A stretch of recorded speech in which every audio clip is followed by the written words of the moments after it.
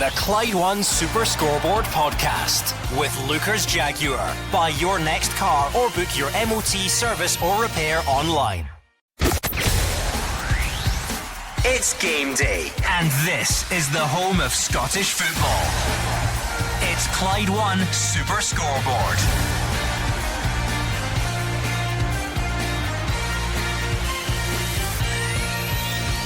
Good afternoon and welcome to Clyde One Super Scoreboard on a huge day in the Scottish Premiership. All 12 teams in action, with St Johnstone and Rangers kicking things off in Perth at 12:30. Then at 3 o'clock, Celtic host Dundee. Motherwell and St Mirren face off as they look to continue their good starts to the season. Nick Montgomery takes charge of Hibs for the first time away to Kilmarnock. It's also Hearts against Aberdeen at Tynecastle, and in Dingwall, Ross County are up against Livingston. I'm Andrew Maclean. Joining me in the studio today, Gordon Dalziel, Mark Wilson and Hugh Keevins. I think the treatment of the Rangers manager Michael Beale since the defeat from Celtic has been ferocious and savage. I also think his team choices today are indicative of a man who knows he's living under severe pressure, and that pressure will intensify if Rangers leave any points behind in Perth. 2 wins and 2 losses have created Michael Beale's difficulty. 2 defeats and 2 draws for St Johnstone explain why they are bottom of the table. This is a game Michael Beale must not lose. A draw is a disaster, a defeat's a catastrophe. This will not be for the faint-hearted. Oh, what a day we've got in store for us, Andrew. Big games everywhere, intrigue all across the country, starting in Perth at McDermott Park, where Michael Beale needs a win, and if he can get a performance to go along with it, then the Rangers fans will see some hope and some signs of progress at Celtic Park. The Celtic fans going along will hope to get a glimpse of some new players along there. But you look at Motherwell versus St Mirren, 2 teams in form. Kilmarnock trying to bounce back after a defeat a couple of weeks ago at home against a Hibs side who have got a new manager. Hearts v Hibs, well, both managers under pressure, which seems crazy. Only 5 games into the season, and up in Dingwall, Ross County ticking along nicely. Can they keep it going? Great day ahead. Yeah, I echo what the boys saying. All 12 teams playing this afternoon. That'll be good. Some interesting games. Mark quite rightly points out 2nd v 3rd at Fir Park. Fraser Wisher in for a terrific afternoon of football, and Tynecastle will be a lively place to go as well. But all starts at McDermott Park. Rangers need a result. Yeah, lots to look forward to. We will be with you here until 6 o'clock, so make sure to get involved at Clyde SSB on Twitter, and we'll take your calls later on, all your thoughts on today's action. But there is only one place to start. Let's go to McDermott Park and get the build-up and team news for St Johnstone against Rangers with Gabriel Antoniazzi. Thanks, Andrew. And yes, as you say, it is a massive day for Rangers and manager Michael Beale. Pressure is clearly mounting, but Beale says he is hugely confident he can get supporters back on side and turn the club's fortunes around. He insists he does not need any assurances from the board over his future and believes that he is key to the way this club moves forward. He, of course, was the important man driving the summer transfer business. Much made of a new forward line. We'll get more on that in just a minute. Of course, such a damaging 4 days just before the international break. It appeared to turn fans against him. That hammering in Eindhoven and a painful defeat to Celtic at Ibrox. Well, Hugh just said that his team selection indicates a man under pressure. He has made some huge calls with that side. He rings the changes, 6 in total from that old firm a fortnight ago. Suter, Sterling, Jack, Dessers and Matondo all dropped to the bench, whilst Todd Cantwell is out for 2 more weeks with a knee injury. So Ben Davies comes in for his first appearance of the season. Tom Lawrence and Ridvan Yilmaz make their first starts as well. Lammers, Lundstrom and Danilo all also come in. So the team is as follows. It'll be the usual kind of 4-3-3 fluid formation. Jack Butland in goal. Back 4 of James Tavernier, Connor Goldson, Ben Davies and Ridvan Yilmaz. John Lundstrom, Nico Raskin and Tom Lawrence will be in midfield, with Sam Lammers just ahead of them. Kemar Roof and Danilo are up top. Substitutes: McCrory, Suter, Jack, Dessers, Cifuentes, Matondo, Sima, Sterling and Barisic. What about St Johnstone then? We're up here in Perth, and the hosts are the only team to take anything off Celtic in the league so far this season. They do struggle for goals though. They haven't won any of their last 6 matches. Could this perhaps be the spark to kickstart the season for Stephen Maclean's side? We'll find out soon, but let's have a look at the team news first. He makes 3 changes to the 2-2 draw against Dundee 2 weeks ago. looks like he's sticking with that 4-1-4-1 formation. Brown, Turner-Cook and May are all out. Olafunwa and Kane coming, along with Max Kukurevi, who scored both of their goals against Dundee. Team is as follows: Dimitar Mitov in goal, a back four of Olode Olafunwa, Liam Gordon, Andy Constant and Luke Robinson. Will be Daniel Phillips just in front of the defence, with Dara Costello, Matt Smith, Max Kukurevi and Graham Carey in the midfield. Chris Kane leads the line. Substitutes: Richards, Brown, Gallagher, May, McPherson, Jeffcott, McClellan, Turner-Cook and Franchsack. And the referee here is Nick Walsh, and Gavin Duncan is in charge of the VAR. Yeah, certainly some interesting team news there from McDermott Park. What stands out to you, Hugh? Well, first of all, you don't pick a man in your Europa League squad and then you play him in the game that follows the publication of that Europa League squad on a day when you must not lose the game, and that's Yilmaz playing there. Ben Davies, first game of the season on this must-win day. Slightly peculiar. How does John Souttar feel about all of that? I said at the start, Andrew, I think it's the team choice made by a man whose head is still spinning from Ibrox. But his call, his signings, his recruitment, all under scrutiny today, and his game to win. Yeah, Mark, is that a sign of where Rangers are at the moment? Because 2 weeks ago, Michael Beale had a game that, in the eyes of Rangers supporters, he had to win. He picked what he would have thought his strongest lineup was, and once again, 2 weeks later, Rangers have another game that fans think they have to win, and he's made 6 changes. Yeah, I think that's a concerning sign, because if I was a Rangers supporter, I would look at that and clearly think that the manager does not know what his strongest team is when everyone's fit. Now, there may be some injury problems in there, maybe people are on the bench for different reasons, but it's an awful lot of changes. You touched on it well there. Yilmaz, I think Yilmaz will or should be the natural successor to Borna Barisic, but Michael Beale leaves him out of the Europa League squad. What does that tell you? He's in the team. Lawrence, who's been out for an awful long time, not seen a lot of football, he's back in the side. You've got Cifuentes, who started the season well, who doesn't start. So a lot of chopping and changing. Then up top you've got Danilo, now £6 million. We've hardly seen him, but Dessers, who Michael Beale was saying just a couple of weeks ago, give this guy a break, he's getting up to speed, and all of a sudden he's out the side. So clearly points to the manager not being happy with what he's seen so far, and it's like he's trying a new collection of players to get something else. And Davies, well, Souttar, people on the phone saying that John Souttar was a standout defender a couple of weeks ago, he's on the bench. You know, he's just had 10 days of a break there, not doing much, and he's on the bench, and Davies in for nowhere. So surprised, but he needs a performance out of this 11. Could it be seen as Michael Beale trying to get a freshness into the side after that result 2 weeks ago, or do you go along with Mark that maybe as a manager that's still searching for the squad to work? Oh, he's certainly still searching for the squad to work. Of that, there's no doubt. 6 guys must have had a real bad international break. I'm baffled with the team at times. I can see what he's trying to do. He's trying to get a formula that works, a bit of attacking football. It's a massive game for him. He knows he's under pressure. I know he's come out in the press in the last couple of days and sort of addressed that, and that's fine. I'm not on the camp of Michael Beale should go, but I think if he loses today at McDermott Park, I think the supporters will be in that camp. But it'll be interesting to see. I agree with him. I don't see the Souttar for the Davis one. Roof coming back in, I think will make a massive difference. Danilo, once again, he's that front three. Matondo was the star man at one point, he's not in today. Dessers was coming on again, he's not in today. Lammers has been in and out, sorry. It's a real interesting one, but the only thing that they've got is they've lost 1 in their last 18 against St Johnstone. You'd fancy them big time. I think he also, with regard to Danilo, he's desperate for a marquee signing to come good, so that he can say, there you are, this justifies the decision to spend that amount of money on him. So for Danilo, it's a massive day.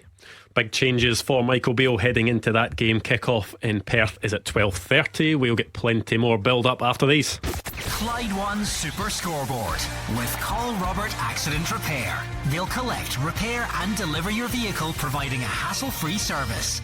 And now a word from our podcast sponsor, Lookers Motor Group. They've got Jaguar, Land Rover and Volvo showrooms across Glasgow and the West, so you can find the new or used approved car that's right for you. The Land Rover showrooms can be found in Motherwell, Darnley and the north of Glasgow, with their Jaguar and Volvo showroom found in Hillington. And right now at lookers.co.uk you can browse and shop 24/7, value your part exchange, order and take delivery from the comfort of your own home. Every approved used Jaguar, Land Rover or Volvo comes with a minimum of 12 months warranty, roadside assistance, MOT test warranty, an independent mileage and service history check, software updates and lots more. Check out lookers.co.uk to get your new or used approved Land Rover, Jaguar or Volvo today. Now back to the podcast. Action as it happens, and your reaction from 5 on the open line. This is Clyde One Super Scoreboard. Less than 15 minutes to go until kick-off at McDermott Park. St Johnstone taking on Rangers in the first of 6 Scottish Premiership matches today. Lots to look forward to, but only one place to concentrate on right now. Rangers making 6 changes heading into that game. Hugh, you were describing it as a must-win game for Michael Beale. If he does not win, what are the consequences? Well, I assume that Celtic will beat Dundee at Celtic Park. Rangers will then fall further behind Celtic. Indeed, they might even fall further behind Motherwell. Let's give them credit, because they've got the same points as Celtic and they're at home today. He won't survive that, I do not think. The loss of any more league points, the creation of a bigger gap for Celtic at the top of the league.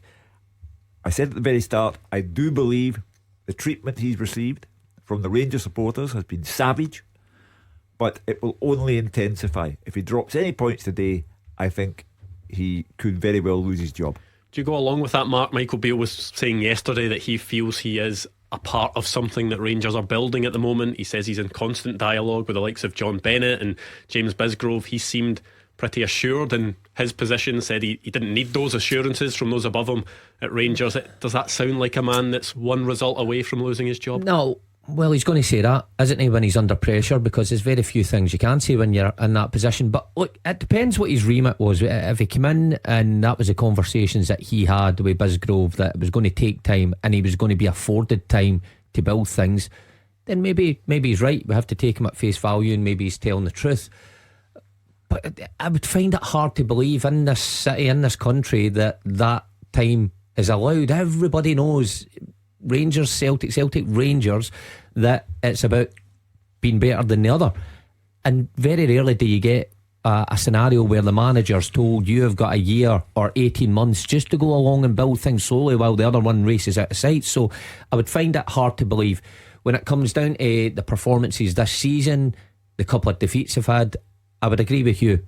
If it comes to today and he loses, I think that would put him in real trouble. If he drops points, and I think he'll limp on, but the Rangers fans will obviously voice their concerns on this show. I think you're living in cuckoo land if you think that you're assured your job at Rangers to just keep going and you're not winning games. You're playing the bottom of the league team today. They've not won a game. You've come off 2 disappointing results. You have got to find a way of winning today. I'm not saying that it has to be vintage. I would help, I certainly would, but if you don't win today, and as I said earlier, I'm not in the camp of Michael Beale out. I think we sacked managers far too early.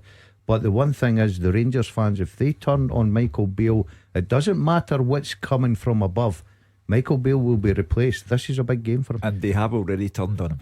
The reaction at full time at Ibrox when Celtic won was incredible. I've dealt with many managers at Rangers over the years, and I was taken aback by that reaction. And Michael Beale read the room and got himself out of sight as quickly as possible. Now, managers do not trundle on in defiance of the fans. Never mind the media in any shape or form. You do not survive in defiance of the fans. And the Rangers fans are looking at Michael Beale today and saying, one more mistake and we've had it with you. it's a big game for Michael Beale, but it's a big game for these Rangers players as well. Not only the ones that have stayed in the team that haven't been performing, but the ones that have been brought in that Michael Beale has essentially deemed earlier on in this campaign maybe not good enough to be starting, or maybe not fit enough to be starting. They've got a point to prove as well, don't they? Without doubt. I think when you look at the starting 11, 10 of them have got a point to prove. I think Butland's the only one that escapes criticism because he's been an excellent signing. But I think even when you look at Tavernier and Goldson, the guys that have been there and done it, even Lundstrom, he's in and out of the side, he's never really a fan's favourite. And then you partner that up with the new signings who, let's be honest, most of them have done barely anything. Actually, I'll exclude Roof from that, because Roof, anytime he performs, he seems to do a job. So for Davies, Yilmaz, Lawrence, okay, cut him a bit of slack, he's been injured.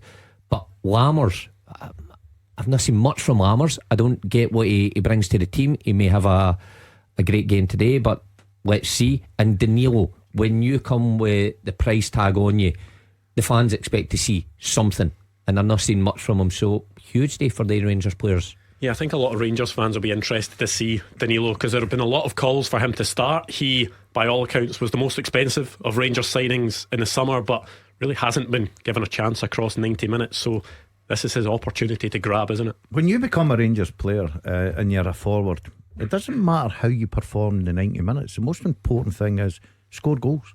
That's what you've been brought into. You look at over on the other side of the city, Kyogo is a hero because he finds the back of the net. He's brilliant at it. So when you've been brought in, and especially these guys, it's all changes. They've been brought in, but they're not getting, to me, a consistent run of games to be in the team. It's Chopman changing, 6 changes today, Danilo up instead of Dessers, Lammer's been on the bench, Matondo for his pace, now he's back out. So as a player, you're not getting any sort of stability in the side to go and try and stamp your authority on it. So while you've got that jersey, while you're starting, while you're playing the bottom of the league, you have got to score goals, because Rangers will probably create chances today. So it's all about finding the back of net. These guys need to start finding the back of net. I don't think any of them have got any more than 1 goal. Am I right in that? I don't think they've scored 2 or 3 goals. Now, for a Rangers striker, with the possession you have and the teams that you're playing, not being disrespectful, especially at Ibrox, and they've got a lot of home games coming up, you have got to start hitting the back of the net. Kick-off approaching at McDermott Park. We'll go back there next. Clyde One Super Scoreboard with Call Robert Accident Repair. Fault and non-fault insurance specialist. Robert will even pay your excess. The team with the biggest support in Glasgow and the West. This is Clyde One Super Scoreboard. Clyde One Super Scoreboard with you here today until 6 o'clock, bringing you all the action, kicking off with St Johnstone against Rangers in just a few minutes' time. One player we haven't talked about so far is Todd Cantwell. Hasn't quite hit the heights of last season, but is now out for the next few weeks. Will that be a big loss for Rangers? Yeah, I think he's been a good signing. I've got to say, I think he's been one of Michael Beale's better signings. Yes, I thought he finished the season more stronger than he started it. But it's a big day for Tom Lawrence. I'm delighted the boy's back. He's went through a hard time injury. I thought he showed a lot of promise in his early stages of his Rangers career. So great for the Rangers supporters to see and what he's got to bring to the table this afternoon. We can't, well though, I think he suffered like the rest of the team. Although he played, he's been shifted about quite a bit, so never any consistency where he was playing, and that probably feeds into what Daz is saying, that he finished the season stronger than what he started. But in saying that, I still think he's been Rangers' most creative player, the liveliest player there, so it will be a big miss. But those who've stepped into his shoes need to fill it with a good performance. St Johnstone executed their game plan pretty much perfectly at Celtic Park a few weeks ago. How different will this be for them at home to Rangers? Well, there's always an expectation at home to actually go and impose yourself in the game. The home fans will want to see something along those lines. But when you're coming up against Rangers or Celtic at home, of course you're going to have to defend. Problem with St Johnstone, recent home games, and a couple of weeks ago against Dundee, they cannot keep the ball at the back of the net when it's in McDermott Park. So they'll need to be strong. They've went with the same formation, 1 or 2 changes in there, but they'll need a similar sort of resilience than that they showed at Celtic Park, and a bit of luck to go along with that. Well, the teams are on their way out the tunnel. Let's get the final bit of build-up from Gabriel at McDermott Park.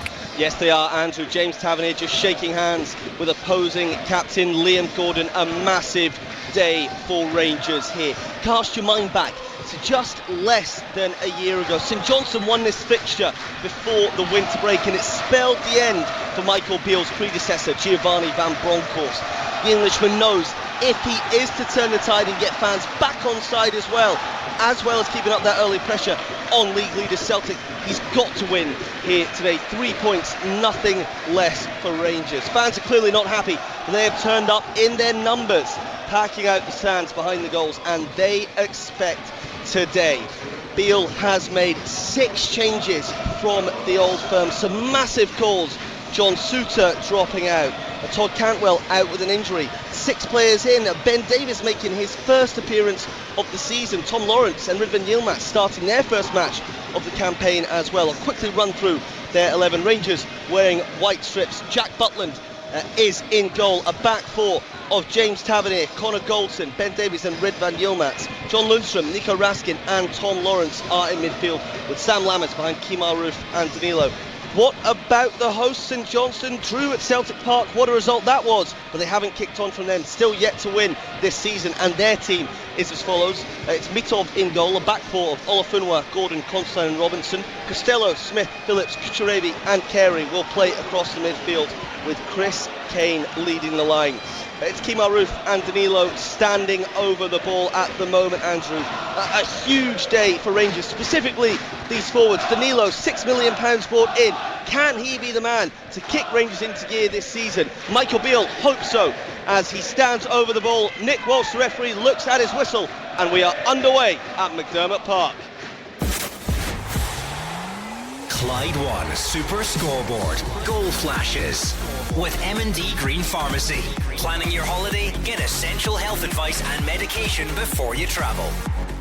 Yes, underway in the first of 6 Premiership games today, and this one, a lot of eyes on it because of what's been happening with Rangers and Michael Beale. Rangers in their white away kit, St Johnstone of course in their blue home kit as well. And before anything happens, why don't we get some predictions from you three? St Johnstone have an outstanding goalkeeper in Dimitar Mitov.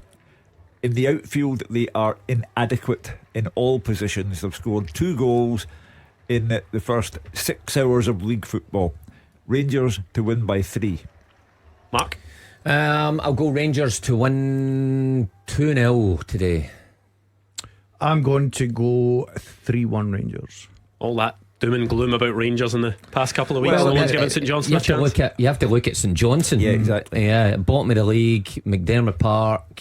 They've been poor. They're shitting goals. They're one shining light was at Celtic Park, where they managed to keep Celtic up. By the way, could have nicked it that day with 2 good chances. But that's where my prediction comes from. St Johnstone have been poor. Hugh's right, they've got a good goalkeeper, but they're going to need more than that today. It still is one of those games that St Johnstone would need to be at the top of their game. Rangers would need to be off it. Dimitar Mitov, who was fantastic at Celtic Park, would need to have another fantastic game as well, you'd think. Yeah, you would say that. You need to always carry luck when you come up against Rangers or Celtic. You need your players to perform at their highest levels, and they've got a good few players in there that can do that. Graham Carey's got a nice left foot, and Kane's been there and done it, and he's back fit now. Phillips at the base of that midfield knows how to play. But it's the back line that probably concerns me with St Johnstone. Too many chances given away. You have to be brutally honest. If Rangers dropped anything today, it constitutes crisis. You've got a £6 million centre forward in Danilo. You've got other players all over the park that have cost the club plenty of money. You've got experience, and you've got a higher quality of player, a much higher quality of player. If you drop anything in Perth, then don't look at the press, look at the manager and look at the team. You can tell the way that the teams have set up already. You look at St Johnstone already into that, deep position, 2 blocks of 4, letting Rangers have the ball high up, not going to press them, just basically making it very compact at the back. Their back 4's nearly on the 18-yard line already, so I'll need to be a patient Rangers, because they will have plenty of ball this afternoon. There's been a lot of talk about the Rangers forward line and how they haven't gelled and how they haven't clicked. How hard is that when it just seems to be changing every single game. Today it's Kamaru and Danilo with Lammers in behind. You'd suspect a three that haven't started a game together. There's been plenty of games that's been the same, a combination of three that haven't played together. It's almost impossible to get a feel for who's playing beside you. Now I think it's okay if you change one player in and out as the weeks go on, because you get a feeling for who's playing beside you. But I think when you're just changing the three and you're maybe changing the shape within that as well. I mean, a couple of weeks ago Matondo was brought into the side to give width, and he even played against Celtic. But now you've got Lammers that looks like he's in behind Roof and Danilo. So it's not only the personnel that changes, it's the shape. And that just points to Michael Beale probably being unsure of what's the best formula to get the best results. What else we'll find out today? You'll find out who's got the nerve for it, because when you are in this position as a Rangers player, and Gordon Dalziel will know this to be the case, you have got to have a strong mentality, and you'll be looking at players who are new to Rangers and seeing how strong their mentality is today. It does look a bit of a shift from what we normally see from Rangers, which is the sort of number 10 in behind two strikers. It looks more like Danilo is playing as the number 9, Roof is in behind, Lammers to the right and Tom Lawrence to the left.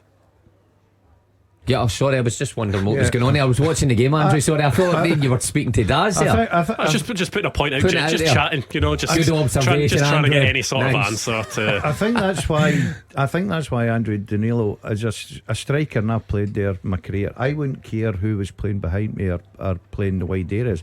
My job's basically to come alive in the box, hoping that you get the service, get the goals. You're a number 9 for Rangers. You're judged on scoring goals, not coming in. As I think it's Roof there at tries. Sure, that was a cross, just went out for a by kick. But as a centre forward, you're judging scoring goals. You look at all the great Rangers number 9s throughout the years.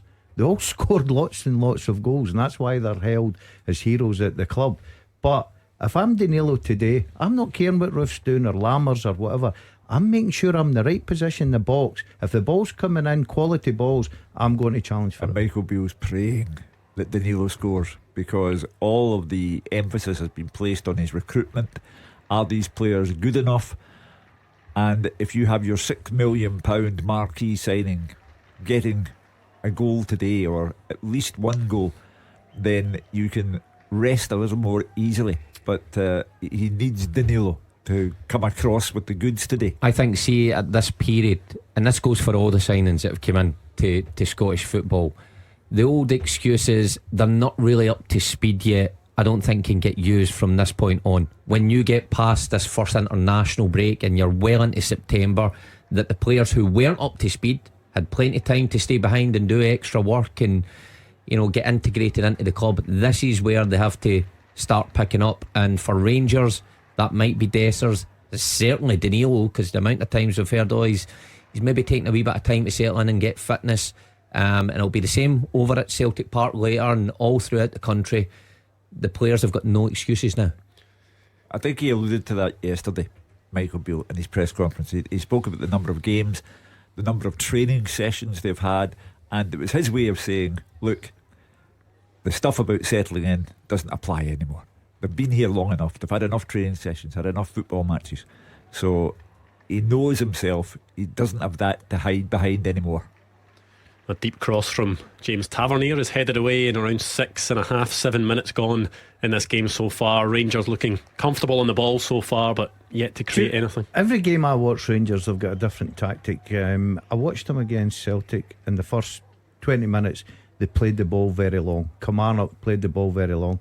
Watching them here, first 6 minutes, when the ball goes wide, they're just taking one touch and putting it in the box. So they're obviously working in early balls, getting in the box, hoping that the strikers can go on the end of things. But as I say, St Johnstone are just sitting back there. They'll be happy probably defending that wide areas, because they've got guys in there that can go and attack it. Rangers have not got really any great height, so it needs to be a perfect ball. I know that Roof's good in there. He can go and deliver, get you a goal from the headers. But I just think that it needs to be a quality ball for me. Does Stephen Maclean really believe that he can stonewall it for 90 minutes? By it, Hugh, I He was done just it watching Did it that. against Celtic, didn't he? At Celtic Done it at Park. Celtic That Park. was Celtic's fault. Yeah, Celtic had the chances. Matt O'Reilly in particular had the chances to finish that game. But then, having watched Rangers so far this season, he might think, you know what, they could do exactly the same. Well, if that's his tactic, fine.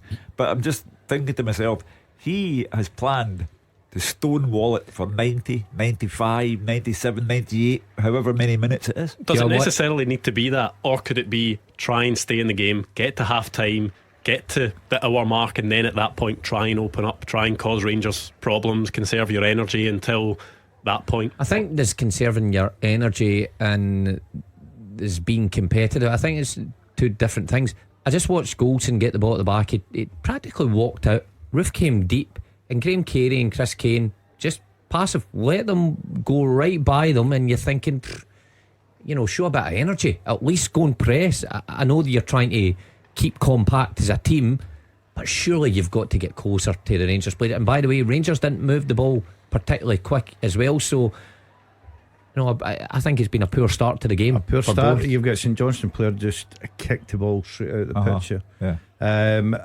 I think I agree. There's no tempo in the game because the minute Rangers get it, St Johnstone just drop them off. Rangers are making those passes, keeping possession, hoping to move one or two players, find the gaps, find the spaces, and so far they're another one. It's this game. You need to be careful the way you start a game. You can't all start a game the front foot and it's 100 mile an hour and great balls in the box, but when you're slack, it's very difficult to switch on and go, right, I need to start being sharp now and get decent balls and up the pace. Rangers have got to get a grip of this game quickly.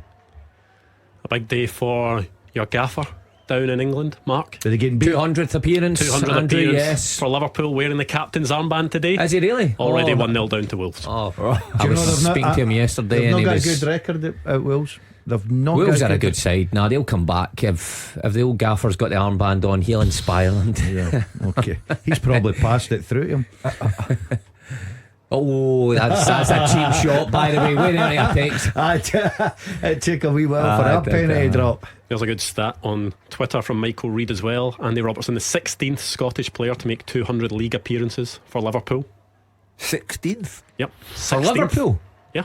Right, name the other 15. I could name them, no problem. 15. John. I don't even have them in front of me, so it would be a pointless exercise. John Work, Yeah. Dalglish, Hansen, Souness.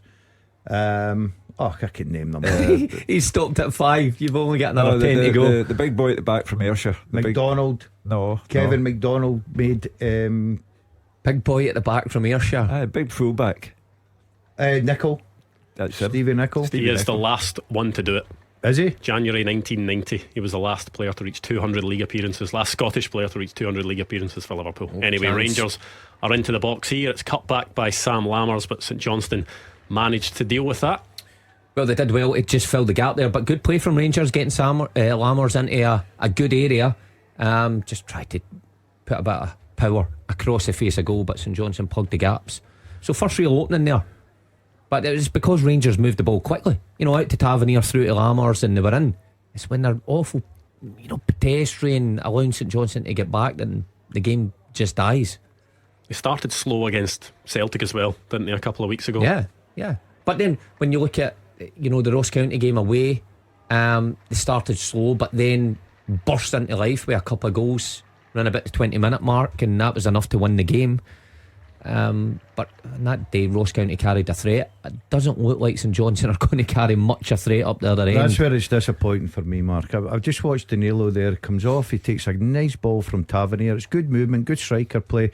He turns, he's got a 6-yard pass, and he gives the ball away to St Johnstone player. You've got to do better than that. I think Michael Beale will be disappointed with that. But as I say, I think this afternoon this has got to be patience for Rangers. How much of it is about performance for Rangers today, and how much I think is it just about getting a win? The result's imperative, because the result will dictate the mood around the club. They'll come on at 5 o'clock and say, well, Rangers won, but it wasn't very pretty, and does the manager really know what he's doing? 6 changes, etc, etc, etc. But imagine the telephone calls if Rangers drop anything. The mood will be entirely different, and it'll be hostile in the extreme. So today the result is imperative. The performance, leave that for another day. It could all change, Hugh, because you're right. I think I wouldn't be bothered if I was Michael Beale about the performance. It helps, but they're passing the ball out the park. But if you go and get a result today, your next 4 fixtures are all at Ibrox. Yeah. So you've got a chance to basically turn this round quickly. If you can go get a good result today, look, everybody likes a good performance. People are paying good money, travelling. They want entertained, of course they do. But for Michael Beale as a manager sitting at dugout now, he wants 3 points, and then he'll take out whatever else comes, and then he's got next 4 games at home. Well, Danilo just trying to get into the St Johnstone box, cuts inside, but he is just crowded out in the end. There was 3 blue shirts around him as he tried to make his way towards the goal, and it comes all the way back to Connor Goldson in his own half. I would say there's big pressure on Danilo to justify. £6 million by our standards is a reasonable fee, and you've got to justify that kind of money being spent on you.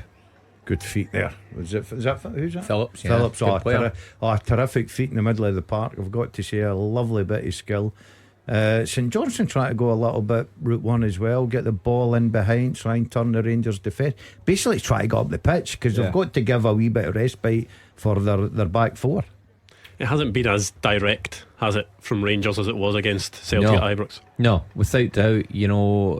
More concentrated in building it up, concentrated in getting out to this right side, in particular to Tavernier, and try to get runners off that. But Celtic, it was, you could certainly see what the game plan was to turn Celtic. Kind of similar tactics at Rugby Park as well, to play it long and direct, but different today. St Johnstone here worked it up and got their first corner. Yeah, these are the opportunities that Stephen Maclean will be desperate for his side to make the most of. But you're also faced with the one signing who has received no criticism whatsoever, and that's Jack Butland, first class goalkeeper, and he is a great source of comfort and confidence. And that'll be frustrating for Stephen Maclean, won't it? Because St Johnstone take the corner short, and then the left-footed cross just is behind everyone, and then Rangers are able to carry the ball away. I've been giving Jack Butland the big build-up. The ball went nowhere near him. I can't believe that. Your first corner, I know that you work on things as Tavernier's trying to get in here behind them. Great cross in. There it is. Goal flashes with M&D Green Pharmacy. St Johnstone 0, Rangers 1, and it is Danilo that has the goal. It's a James Tavernier cross from the right, and Danilo, who is down injured. It was a header.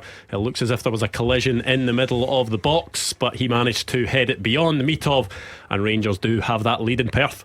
Well, there you go, what we were chatting about. Rangers working it again down this right hand side. Good play from Lammers, driving in, then the underlapping run for Tavernier. How he digs this out is absolutely terrific, into the danger area.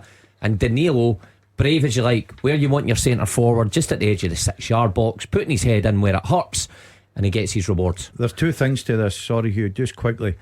If you're Steve Maclean, I would be going off my head right now. We have just got a corner, we've misplaced the corner, and we've conceded a goal. I said earlier, Danilo, if you're a centre forward, I wouldn't care what anybody was doing round about me, apart from the balls coming in from the wide areas, go and attack them. Tavernier stands that up brilliant for him, and I've got to say, terrific finish. That'll do him the world of good. We hope Danilo and Liam Gordon are okay. It was a pretty hefty clash of heads, wasn't it, in the middle of the box there? Well, he's coming off. They've made the signal that Danilo he doesn't want to, but these things are bigger than the player's decision. Of course, there are concussion protocols. It's incredibly ironic. I've said all afternoon, the one player he wants to succeed today is Danilo. He gets the goal. Michael Beale's thinking, great, it totally vindicates my decision to put him in the team, and then he injures himself in the process of scoring and has to come off. But that was a brave centre forwards header, and I think now that Rangers have their noses in front, they'll be able to relax a little bit. 1 or 2 strained faces on that pitch there, but that will change now. I think that's been the best possible start for Rangers. It's a brilliant goal, by the way. Yeah, a brilliant goal. When you look at it, I'll take Daz's point. It is horrendous for St Johnstone, and Graham Carey in particular, who I think misplaces the cross, but then doesn't close Tavernier down the other side. But the way Rangers moved the ball quickly, knew exactly the area that they wanted to get into, and Danilo there with a terrific header.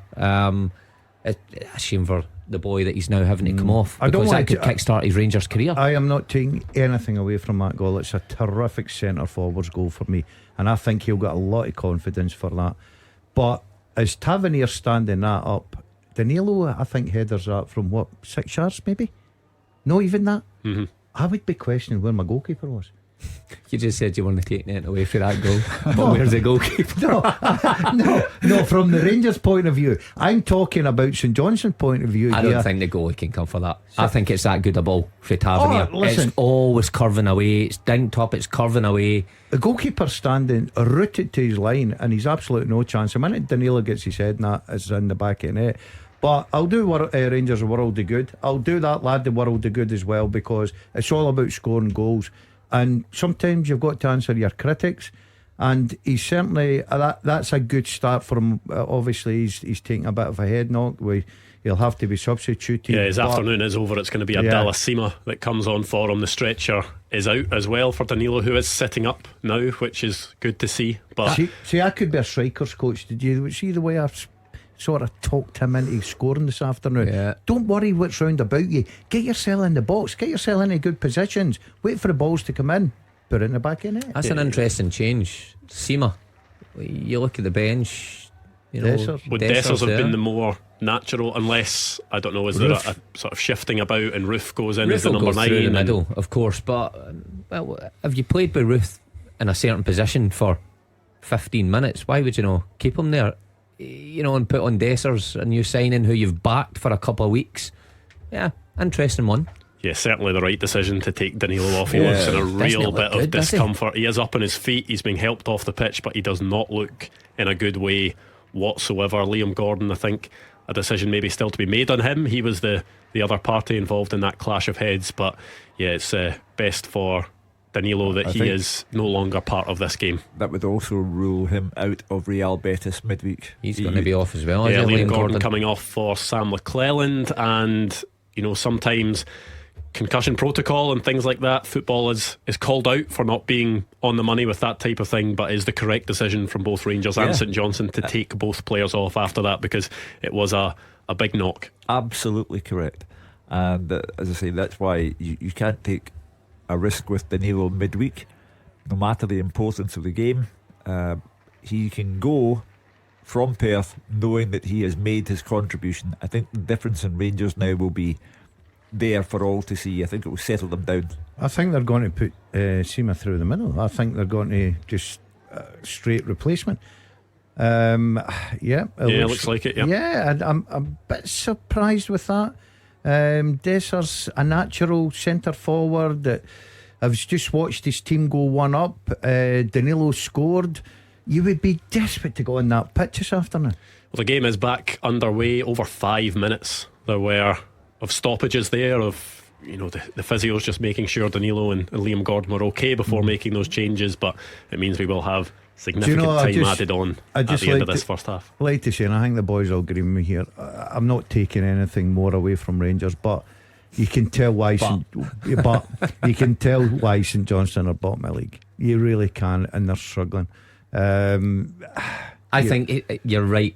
See, when Graham Carey makes a mistake, poor corner, he manages to track back Tavernier, so he's done the hard yards, he's back, but he just allows Tavernier to take a touch, does not make any attempt to throw a leg out and stop the cross. It was almost like go ahead and cross it, and they've been punished, and deservedly so. This is a team who, in their Viaplay Cup group, finished off by losing 4-0 to Stirling Albion, and completed the group by losing to a team from the Championship, a team from League One, and a team from League Two. I said that they've got a goalkeeper, and we'll argue over whether he was at fault with the Rangers goal or not, but they have a good goalkeeper in Mitov, and the rest of the team, the word they used before the game was inadequate. It's the challenge now for Rangers to try and not let that stoppage kill their momentum. Yeah, they've got to, probably raise the tempo from even when they scored, because that was a breakaway goal that was well worked, but Now's the time to grab this game by the scruff of the neck and put St Johnstone to the sword. They've worked it well into a wide area. They've got a corner kick again.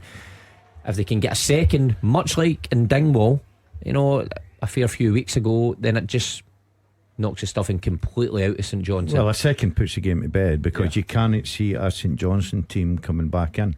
No. And Rangers will know that. And they've got a chance here with a corner kick. Put it on top of St Johnstone for Bench, put a bit of pressure on them. Yeah, James Tavernier to take that one, and Dimitar Mitov comes for it and catches and clears it as far away from the St Johnstone box as he possibly can. Well, the good thing about Tavernier now the weekend, he'll be off the hook. Because if anything goes wrong with Rangers, Tavernier gets the stick for it. And obviously, as Seema just goes by, Seema driving into the box, he gets his shot away, but Mitov saves with his feet. Square that, surely. Yeah. He's got to square that to roof.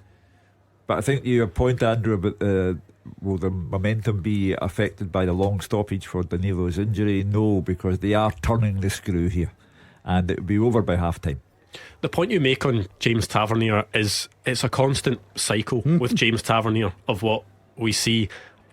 The cross was quality. He manages to dig it out when the ball's underneath his feet. He finds Danilo in the middle of the box, but then something else will happen in a few days' time that James Tavernier will get the blame for, and then he'll score or he'll set up another goal. And it just seems that he is in this constant cycle where he cannot escape criticism. For me, I can't understand it, right? Because let's forget the captaincy, take the captaincy, the armband away from this situation here. James Tavernier has been a terrific signing for Rangers.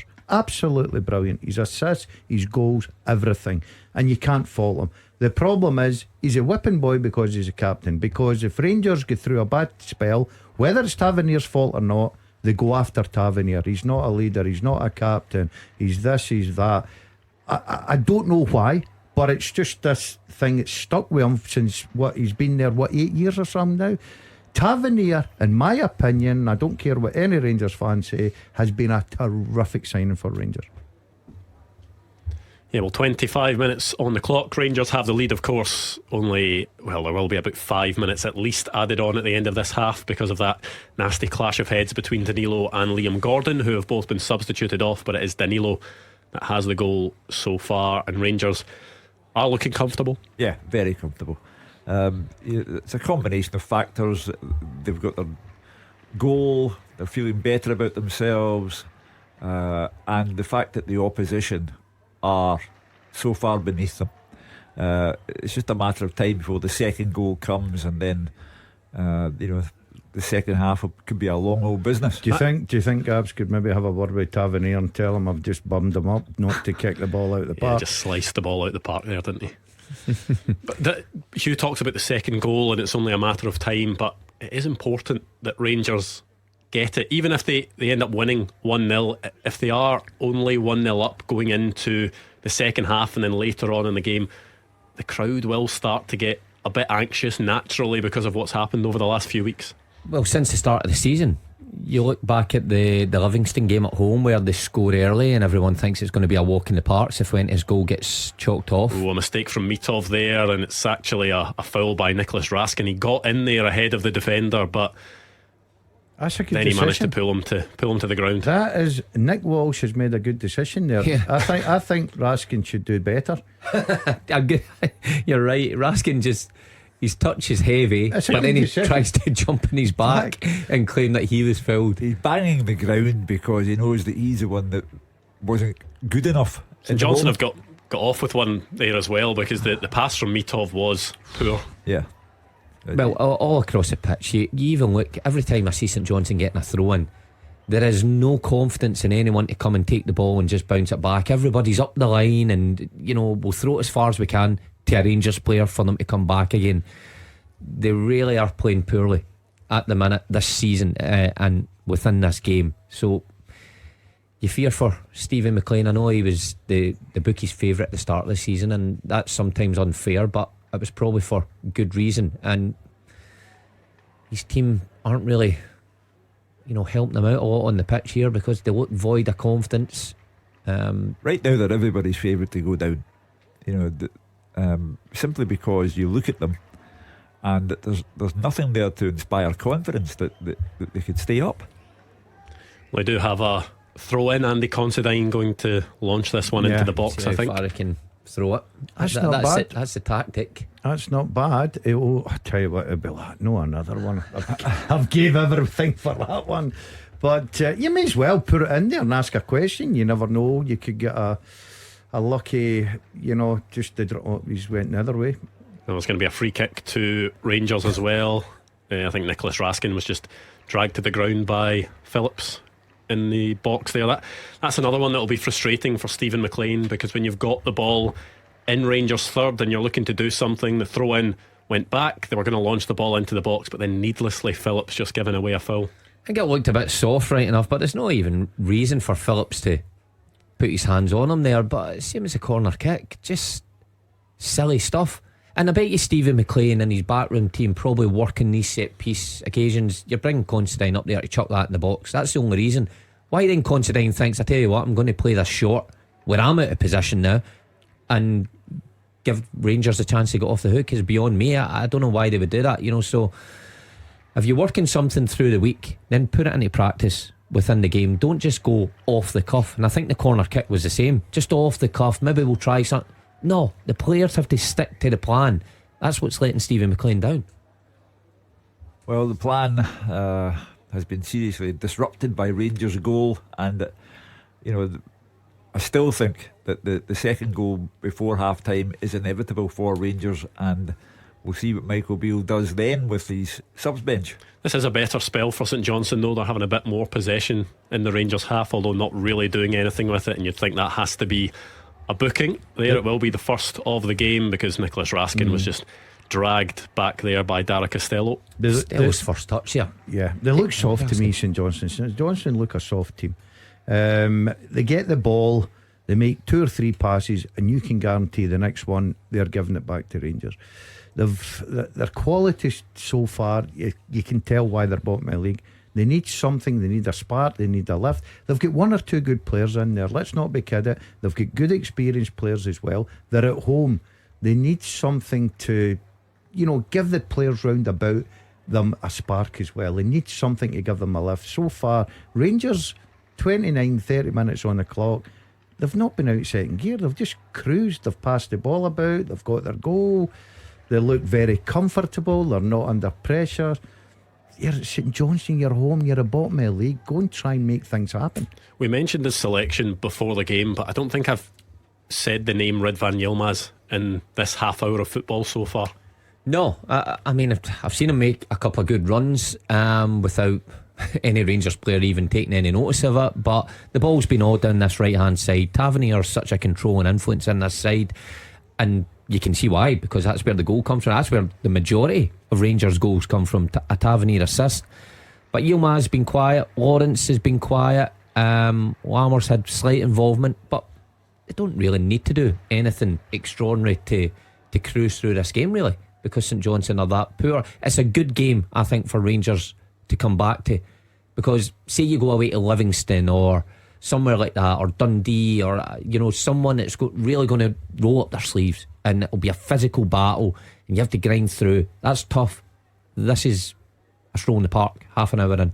That will be the worrying thing for the St Johnstone supporters, is Seema tries to take the ball down in the St Johnstone box, but it just rolls all the way through to Mitov. That St Johnstone have just looked very passive so far. I can only repeat, this is a team that lost to 3 sides in their Viaplay Cup group who were from the 3 divisions beneath them, and finished off by losing 4-0 to Stirling Albion. I'll tell you where I'd be worried, Hugh. I think it was Golson that picked the ball up there, or was it Davis, and he hit a bit of 50-yard pass right over the top of the 2 centre backs, and Seema was onto it, and he's got pace, and you'd be thinking that is schoolboy defending. Yeah. Well, I think, do we count that as St Johnstone's first shot of the game? Chris Kane on the turn from about 20 odd yards, and it maybe went about 20 odd yards wide as well. Daz is having a go at defending there. Got to have a go at the striker there, because it's the one time about 20 odd yards he gets control of the ball, he's on the spin, on the angle, and he tries to shoot from there. Surely bring in a wide player and get yourself in the box. It's desperate. That's almost what that said there. We need some sort of shot and goal.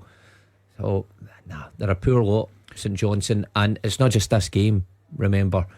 Home to Dundee, we had they scraped a draw. I don't know how they managed to get themselves out of that. Hearts as well, not been a good season so far. The pace of this game this afternoon reminds me of last Saturday night. Sit and watch a bit of the Masters. By the way, there was a few of our players quicker than this St Johnstone mob. Let me tell you, I think St Johnstone played in that last week the way they're going about their business here. By the way, I went a run this morning. My knee's still killing me. A week on, still swollen, still killing me.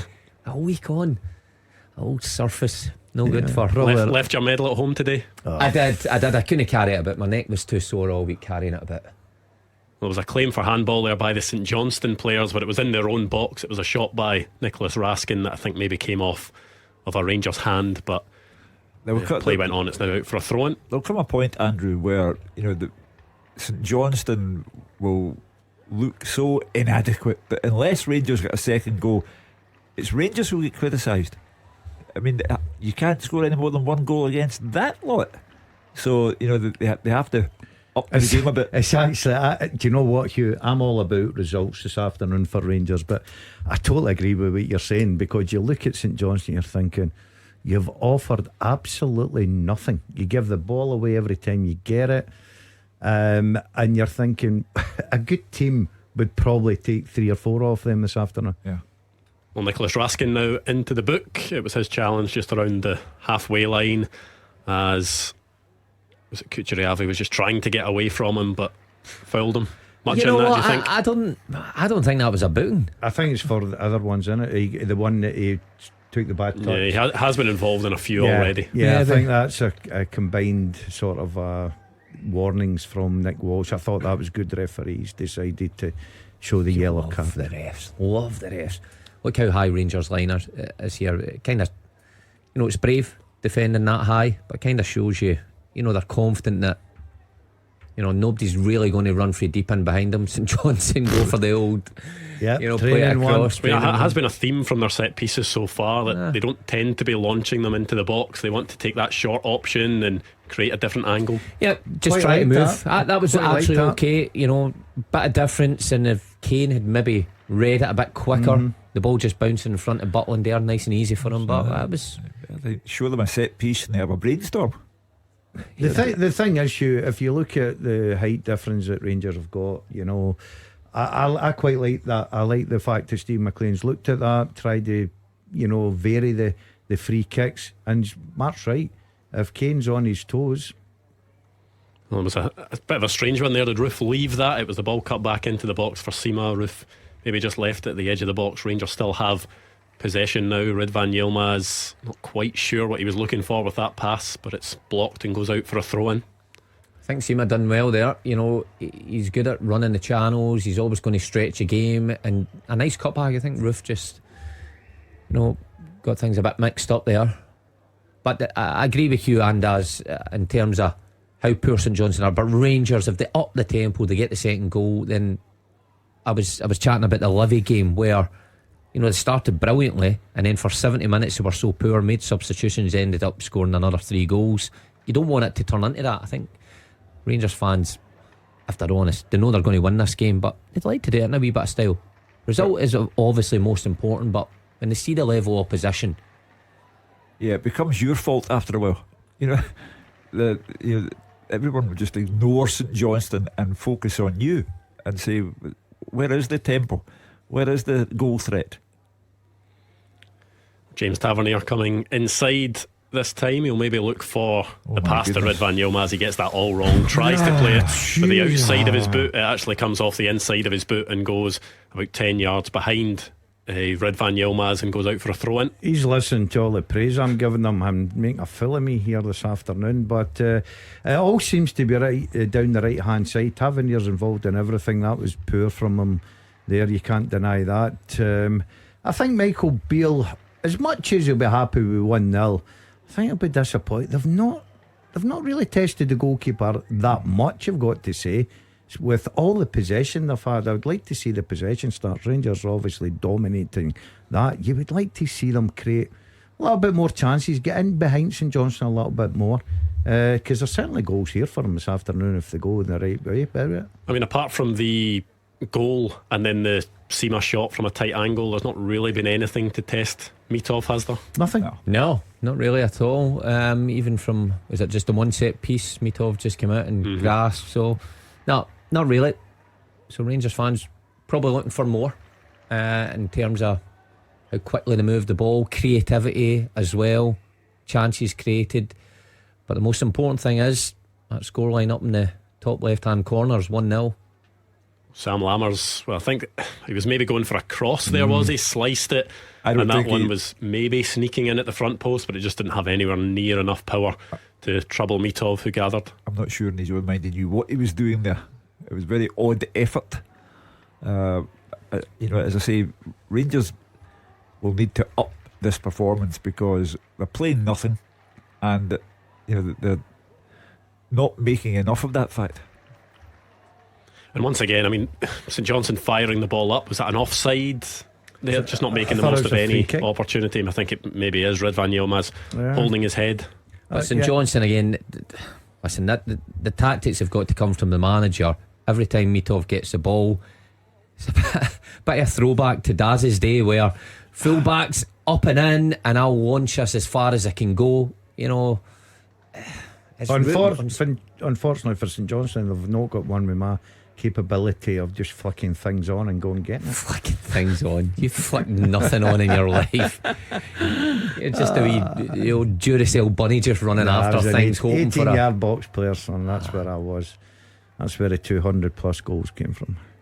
I still can't believe you've scored that many. Oh. I'll need to research that. I'm sure you told me that before, but it seems an awful lot of goals. For a quality striker, I let me suppose tell you. level of opposition. Most of them Nah, were in not at Division all. 2. Top goal scorer in the Premier League as well. When? In the Premier League? Wraith. Aye, Wraith Rovers top Yeah, goal scorer. yeah. That's different. I could have been Wraith Rovers No, you top could goal not. scorer. You think about You it. did small advertise team. that as if you were the top scorer know. in the whole of the league. I know I did, yeah, but I wasn't going to let on to that, was I? I was trying to just let that amble out there. How many goals that season? I don't know. I didn't count many goals I scored per 4 season. probably. Nah, it'd be more than 4. I scored 4 in the opening few weeks. I was terrific. I must admit, what a striker I was. Last time I was in here on a Saturday, you were actually being quite humble and self-deprecating. Do you remember that a few Yeah, weeks ago? it was And weird. There's quite a lot of self-reflection going No, on. no, You're it's you're called- certainly back to your normal No, self it's called today. it's called being truthful. I was a very good, i.e. why I won a lot of awards. Okay. To be fair, you're laughing, Mark. You brought in your medal the other day for the Masters. Listen, I just wanted to show the public, show Dazzler what hard work gets you. Real commitment. Every one of them got a beautiful medal with a nice diet fitness plan attached to it. Here. Log on to that. There's your details. A lot of us have What you should enjoyed a be eating for the retirement. next 6 months. This game has gripped the attention so much we're now discussing.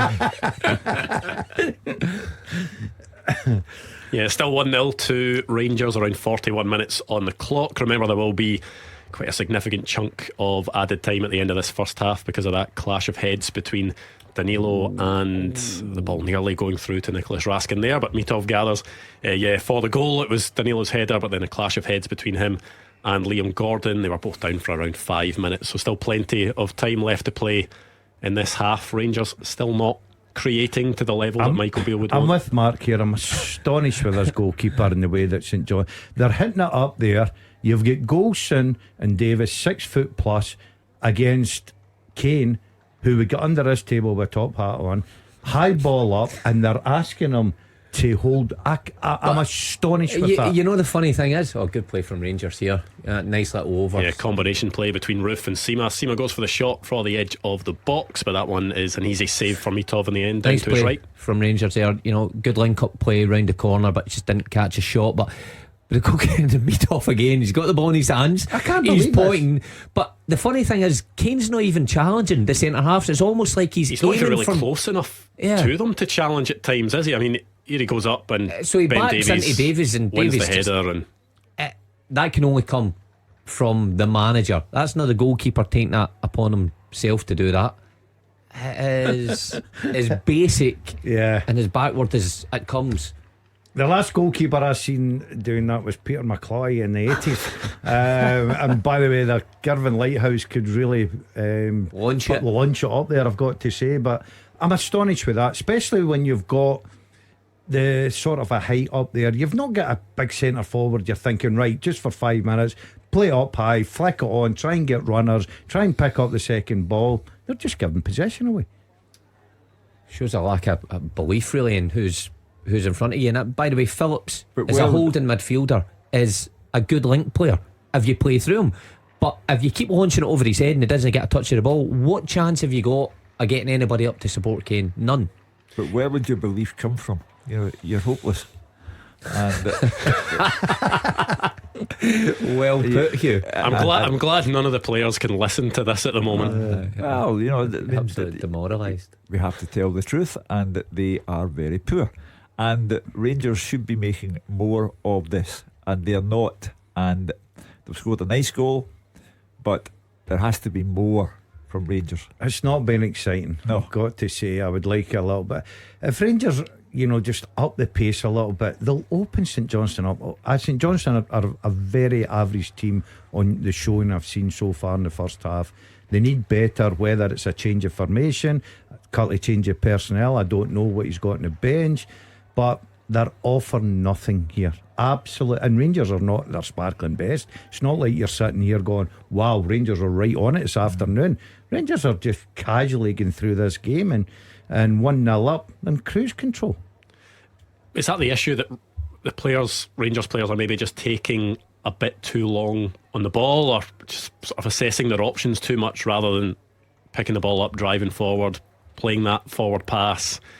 There we go, Ridvan Yilmaz on the ball, just plays it back inside to Ben Davies, or Tom Lawrence it was. There's no urgency. Well, a lot of them maybe taking the easy option, but like, there's nothing wrong with that if you keep possession. Of course, there comes a point that the Rangers fans have paid their hard-earned money to go and watch, want to be entertained as well. So, yeah, great ball from Tavernier, so good for that position, right across the 6-yard line there, probably where you want your centre forward to be. And there was another good delivery this time from the left from Ridvan Yilmaz, but Kamar Roof can only head over. I think Roof will be disappointed in that. Yeah. I think that's a good chance. And with his quality, and I said earlier, he's not the worst I've ever seen in there. The ball just goes wide, and Yilmaz is the first on it. St Johnstone, they've just completely left Roof. I think he's got to do a little bit better. Look, it would have been a hard header to bullet it by the goalkeeper, but I think he's got to test him. I mean, bizarre as it may sound, you know, if we go 1-0 Rangers at half time, you're into a second half where you're still leaving yourself open to the possibility, no matter how ridiculous it may sound, of getting caught by a sucker I'm punch. actually distraught now, Hugh, because they've added 5 minutes on. I don't know if I could take another 5. I know. I'm just hoping that something happens in those dressing rooms, that this game changes in the second half. Well, we've got 3 St Johnstone players over this free kick. Did they not do rock, paper, scissors last year to see who took the free kick? Yeah. Is that right? Aye. Last season they did. I think it was Graham Carey that was involved. He's over this one. Well, Gordon's here, he can go head or tails. There we go. Oh, I like This that. one is off the training ground. It was actually worked very well, but I like the that. final pass was just poor, wasn't it? It was a dink over the top Yeah. into the channel, and really that ball just needed fired across the face of goal, didn't it? Yeah, but I've got to look at Yilmaz there, Matt. You're a fool. You've got to see that. It's lazy happening. from Yilmaz. Oh, you've got to see that. I think happening. Yilmaz looks at that and thinks, the level of opposition, there's no way he's able to dink that over my head. And he does. And he's lucky it wasn't a player that He's had a been wee bit listening more to quality. Hugh's analysis of the St Johnstone team. By the way, well worked. Give St Johnstone their credit there. should do better when he gets Oh, in it just the needs to be position. Yeah. much better when he gets in there. Jack, But Hugh's right. I mean, as long as it stays 1-0, something like that there, you know, opens up an equaliser, and all of a sudden that crowd would quickly turn. And that would be like going into a parallel universe. I mean, a team as poor as St Johnstone are, and with what Rangers have at their disposal, inevitably the performance will be gauged by, you could only get one goal against them. So Rangers need to step up the pace and be a bit more creative. It takes quite a bit of skill. That I think one of the St Johnstone players just managed to throw the ball into play and it bounced back out of play as well. That's the lack of quality we're witnessing here. A throw in resulting in a throw in without anybody touching it. That's disappointing to watch from both sides. Rangers, listen, they got the goal, and a terrific goal at that in this first half, but again, I think well below the standards of what's expected. St Johnstone, well, it's going to be a long season for them and the fans who bother turning up. There's not many of them, but I'm sure they can't be entertained watching their side. If you look at Rangers' last 2.5 games, if I can put it that way, PSV, totally unacceptable. 5 goals lost, comical defending. Celtic, against a Celtic team who were minus several players and who didn't play that well themselves, and still Rangers contrived to lose to them. Unacceptable.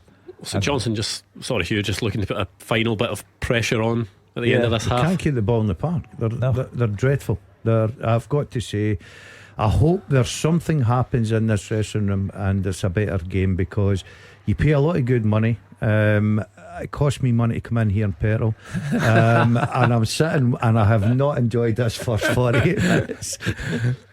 Phone in the show after with your complaint. I'm going outside to sit in my car. I want to talk to Keevins. Here's your last chance for a sucker punch then. Yeah, 1 minute to go of the minimum 5 added. There is a free kick for St Johnstone about 35 yards out, sort of left channel of the box. Couple standing over it, Carey and Kucheriavi. They worked it well from the other side last time. You expect this one to go straight into the box. Carey's got a good left foot in him. I would put this right in the penalty spot, curving away from Butland, and just allow my bigger guys, Considine, to go and attack it. Maclean in there as well, Phillips in there. Just give them something to go and attack. Well, Graham Carey takes with his left foot. It's a decent delivery into not a bad area, but it's Connor Goldson that heads away, and then there's a foul on Kemar Roof just at the edge of the box. I think it's maybe another clash of heads. Certainly Kemar Roof is holding his head. Yeah. He's down at the edge of the box. Yeah, is it? Or is it Robinson? I think it's Robinson as well. Just goes for it. I think it's an honest attempt for the ball from both. Yeah, look at Kemar Roof gets in there first, and he's just, is it Kucheriavi that just sort of runs into the back of him? A bit of a as well. collision between the two. He's up and on his feet again, so that'll probably be that 50 minutes. Yeah, what will Michael Beale be thinking after this 50 minutes of action? Heavens are one up. Thank goodness we're playing against St Johnstone, because results key. And I think you saw the relief in his face here when Danilo scores. They looked happy. It was something they'd probably worked on down that right hand side and got the results, but they've not built on that. We've seen Tavernier a couple of times actually flash a few balls in, but nothing more than that. Well, I think this could well be the last action of the half. Nick Walsh letting things go, Rangers just building up through the back, maybe looking to create one more chance, but no, I think that is the half-time whistle. Let's go to McDermott Park. Gabriel has the story of the first half. Yes, at half-time it's St Johnstone 0, Rangers 1. Danilo's early header put him in the line of danger, but it has given the visitors the advantage at the interval. Now, it was a slow start to the game, some sloppy passing from Rangers combined with the Saints sitting so deep in those first 10 minutes suggested it might be a long day for Michael Beale's men. After about 15 minutes, St Johnstone had their first corner. It was a poor delivery from Graham Carey, who's usually good from a dead ball. Rangers straight up the other end. James Tavernier, brilliant ball curled in. Danilo, a brave header, as I said. Liam Gordon, the Perth side captain, was on rushing, but it was nodded high into the net, and then a head-to-head collision with Gordon. It forced both players to come off a lengthy delay, 5 or so minutes. Danilo looked like he might need a stretcher. He eventually did walk off, but clearly been affected heavily by that challenge. We, of course, hope both players recover well from that. But after that, Rangers were just on top. Abdullah Sima came on for Danilo. He was slipped through, sprinting through on goal. Mitov made a good save. Perhaps Sima could have squared it. But other than that, Rangers created very little despite having complete control of the football. Sima had a shot from distance that was easily saved with about 5 to go. Kemar Roof has been good. He's been heavily involved. But you've got to hope to test Mitov more. Goals are here to be scored. There's plenty out there for Michael Beale's men, with the Saints offering so little going forwards outside of set pieces. It'll be interesting to see if Beale does press for more goals here, because the longer it stays 1-0, the longer they leave the door open for St Johnstone. There were a few boos as well from those Rangers fans as the team walked off after the whistle, despite their advantage. But as I say, goals are here to be scored. It's just whether Rangers take their chances. Half-time in Perth, St Johnstone 0, Rangers 1. Yeah, that is the story from Gabriel. Interesting there that he says a few boos from the Rangers supporters on the way off at half time. You can't fool all of the people all of the time, and they know what they're looking at. Michael Beale went off applauding the team, but that's because Michael Beale is thinking, just get me out of here with 3 points today. But the Rangers fans are looking at that and thinking, okay, goal up, but this is poor to watch. Yeah, I would agree with that. 3 points is critical. But Dad's touched on it. People pay their hard-earned money to go and follow their team, and they're entitled to, expect a bit of entertainment along the way. And Rangers, have come up against opposition that are way below them, but have been slow in their build-up play, lack creativity. Only been a couple of times. The goal, I thought the goal was a terrific goal. Seema getting in, but apart from that, it's been pretty basic stuff again. And too often Rangers fans are seeing that even when they're getting results, and they're not getting the performances that they expect. So they've got an awful lot to do in the second half. They need to up the tempo. There was talk of those boos after the defeat to Celtic. Rangers players maybe trying to use that as motivation to show their commitment to the club. Clearly the fans, some section of the fans, maybe a small section, we don't exactly know, don't feel that they're getting it from the players today. I totally understand how they feel. You've went up there, you're looking at the opposition. The opposition are very, very poor indeed. You're 1-0. You're still in that position that it just needs a free kick, it needs a deflection, it needs anything, and all of a sudden you're under pressure. This is a Rangers team that you're looking for a big response after the last two results. Yes, they're 1 up, it's all about the result, but they've got to give a little bit more for me. St Johnstone 0, Rangers 1, the half-time score. We'll get the second half at McDermott Park up and running next. Clyde 1 Super Scoreboard with Call Robert Accident Repair. Accident not your fault? You'll be back on the road within 24 hours. The winning team all season long. This is Clyde 1 Super Scoreboard. St Johnstone 0, Rangers 1, the half-time score at McDermott Park, in a game that has not been thoroughly entertaining, I think is fair to say so far. Danilo with the only goal of the game, a header, and after he'd headed the ball, a clash between Danilo and Liam Gordon led to both being taken off. We actually just saw a clip on the television there of Danilo, who looked in a severe bit of discomfort. It looked quite a significant injury to the side of his head as well, didn't it? Certainly did. It looked like there was some sort of dent there on the side of his head, which would lead you to think that that's not going to be a quick fix for him. Concussion, remind me if I'm wrong, is that 3 days or something like that? Anyway, yeah, is it more than that now? Think. It's at 5 days now. But there's damage there. There comes a point where the club has a duty of care to the player, and that means that we know Danilo anywhere near Real Betis midweek, because the player's health is more important than the Europa League. Yeah, you would fully expect that he will not be playing in that game, and potentially may miss a few more. But of course, we'll get an update from Michael Beale after the game and then over the course of the next week or so. But Michael Beale will be frustrated because he started Danilo, who was the big money signing of the summer. He gets his goal, and then all of a sudden it looks as if he's maybe not going to be available for the next few games. Yeah, well, he started him for a reason. He obviously saw in training in the international break that his fitness was up to playing, and Daz was saying about when you're number 9, you don't care who's playing around about you, as long as you get yourself in the right position and score goals. And Danilo, in the short time he was there, did that. He took up a good position, showed bravery, and it's a good finish. So of course Michael Beale will be frustrated. He turns to Seema, a different centre forward. So again, there's never that consistency. So maybe in one hand you look at Michael Beale and you think, well, his hand's been forced on some occasions that he can't really play maybe the team he wants to play, and others he chops and changes too much. But the players he's picked today, they're ahead, but again the tempo needs to be quicker The performances need to be lifted, in possession, very pedestrian, and he just needs more from his players. If you look through that Rangers 11 today and you think, who's really stood out in that first half, who's been great, you'd be hard pushed to find anyone. Tavernier, of course, with assist. Apart from that, again, it's been a tough watch, but like you says, Michael Beale probably won't care too much as long as he gets out there with 3 points. I mean, if you can look beyond domestic concerns and controversies, this is our flagship competition. This is the Scottish Premiership, and this is a game that's been watched on satellite television around the country.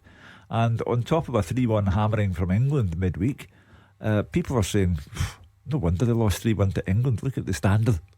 Would you expect there to be any changes at half time?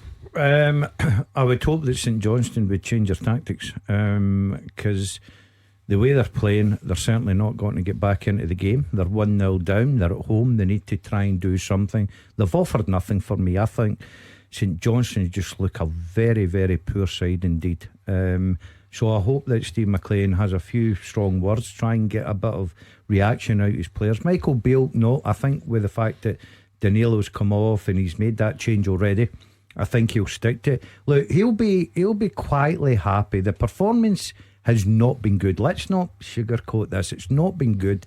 The most important thing going up there for him is getting the 3 points, getting the win. But he's still in that position. 1-0 is always very dangerous when you are in total control of a football match. Gabriel, sometimes you can tell from the half-time warm-ups and what's going on in the dugouts if there's likely to be any changes. Have you noticed anything at McDermott Park? Nothing yet, Andrew. You've got Dessers and Matondo knocking the ball about between each other. Cifuentes as well, that many Rangers fans thought he'd made a good start to life here. Might see more of him in the second half. It would certainly be attacking substitutions. Dessers, perhaps, for the first time, we've seen him not start a game. Perhaps he could come on in the place of Roof.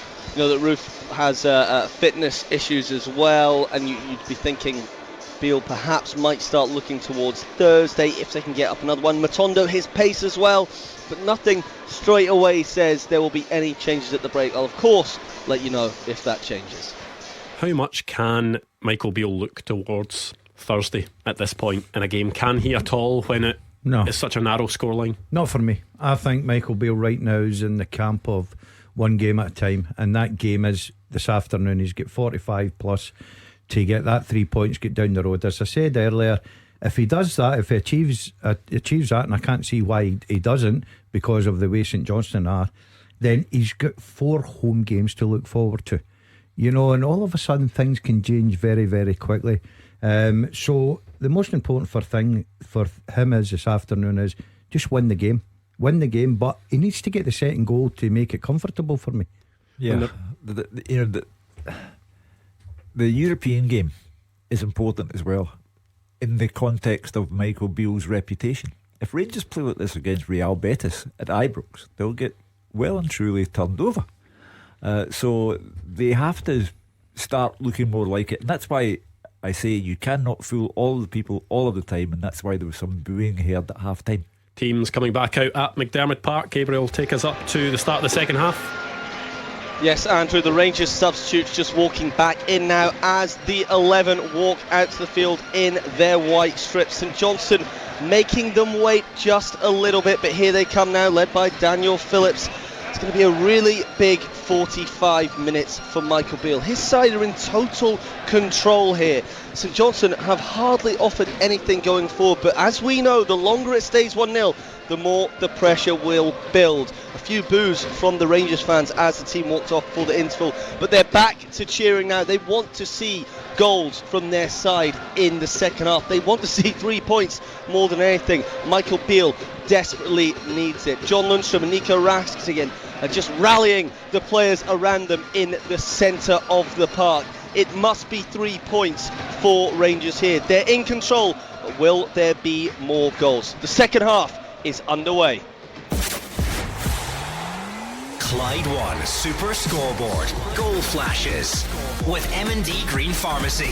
Planning your holiday? Get essential health advice and medication before you travel. Yes, back underway at McDermott Park. Just getting back underway. Are we expecting a more exciting second half? Well, it can't be any worse, surely, than the first half. Not much in terms of action in either goal, not much in terms of quality, either from either team in the middle of the park or creativity. So let's hope there's a bit more entertainment on show for this second half. Gordon Dale said first half, a side as poor as St Johnstone are, you'd be looking to run up 3 or 4 goals against them. And you turn that coin on the other side. A side like Rangers, as ordinary as they are, a good team will take care of Rangers as well. As much as St Johnstone haven't offered anything, will they get more hope as the game goes on, the longer it stays at 1-0? Oh yeah, you're hoping for the sucker punch. You're hoping for a puncher's chance. It only takes one moment and they're in the box now, but it's cleared away. But the longer it goes on, then the danger of that happening increases, and the more fraught the Rangers fans inside McDermott Park become.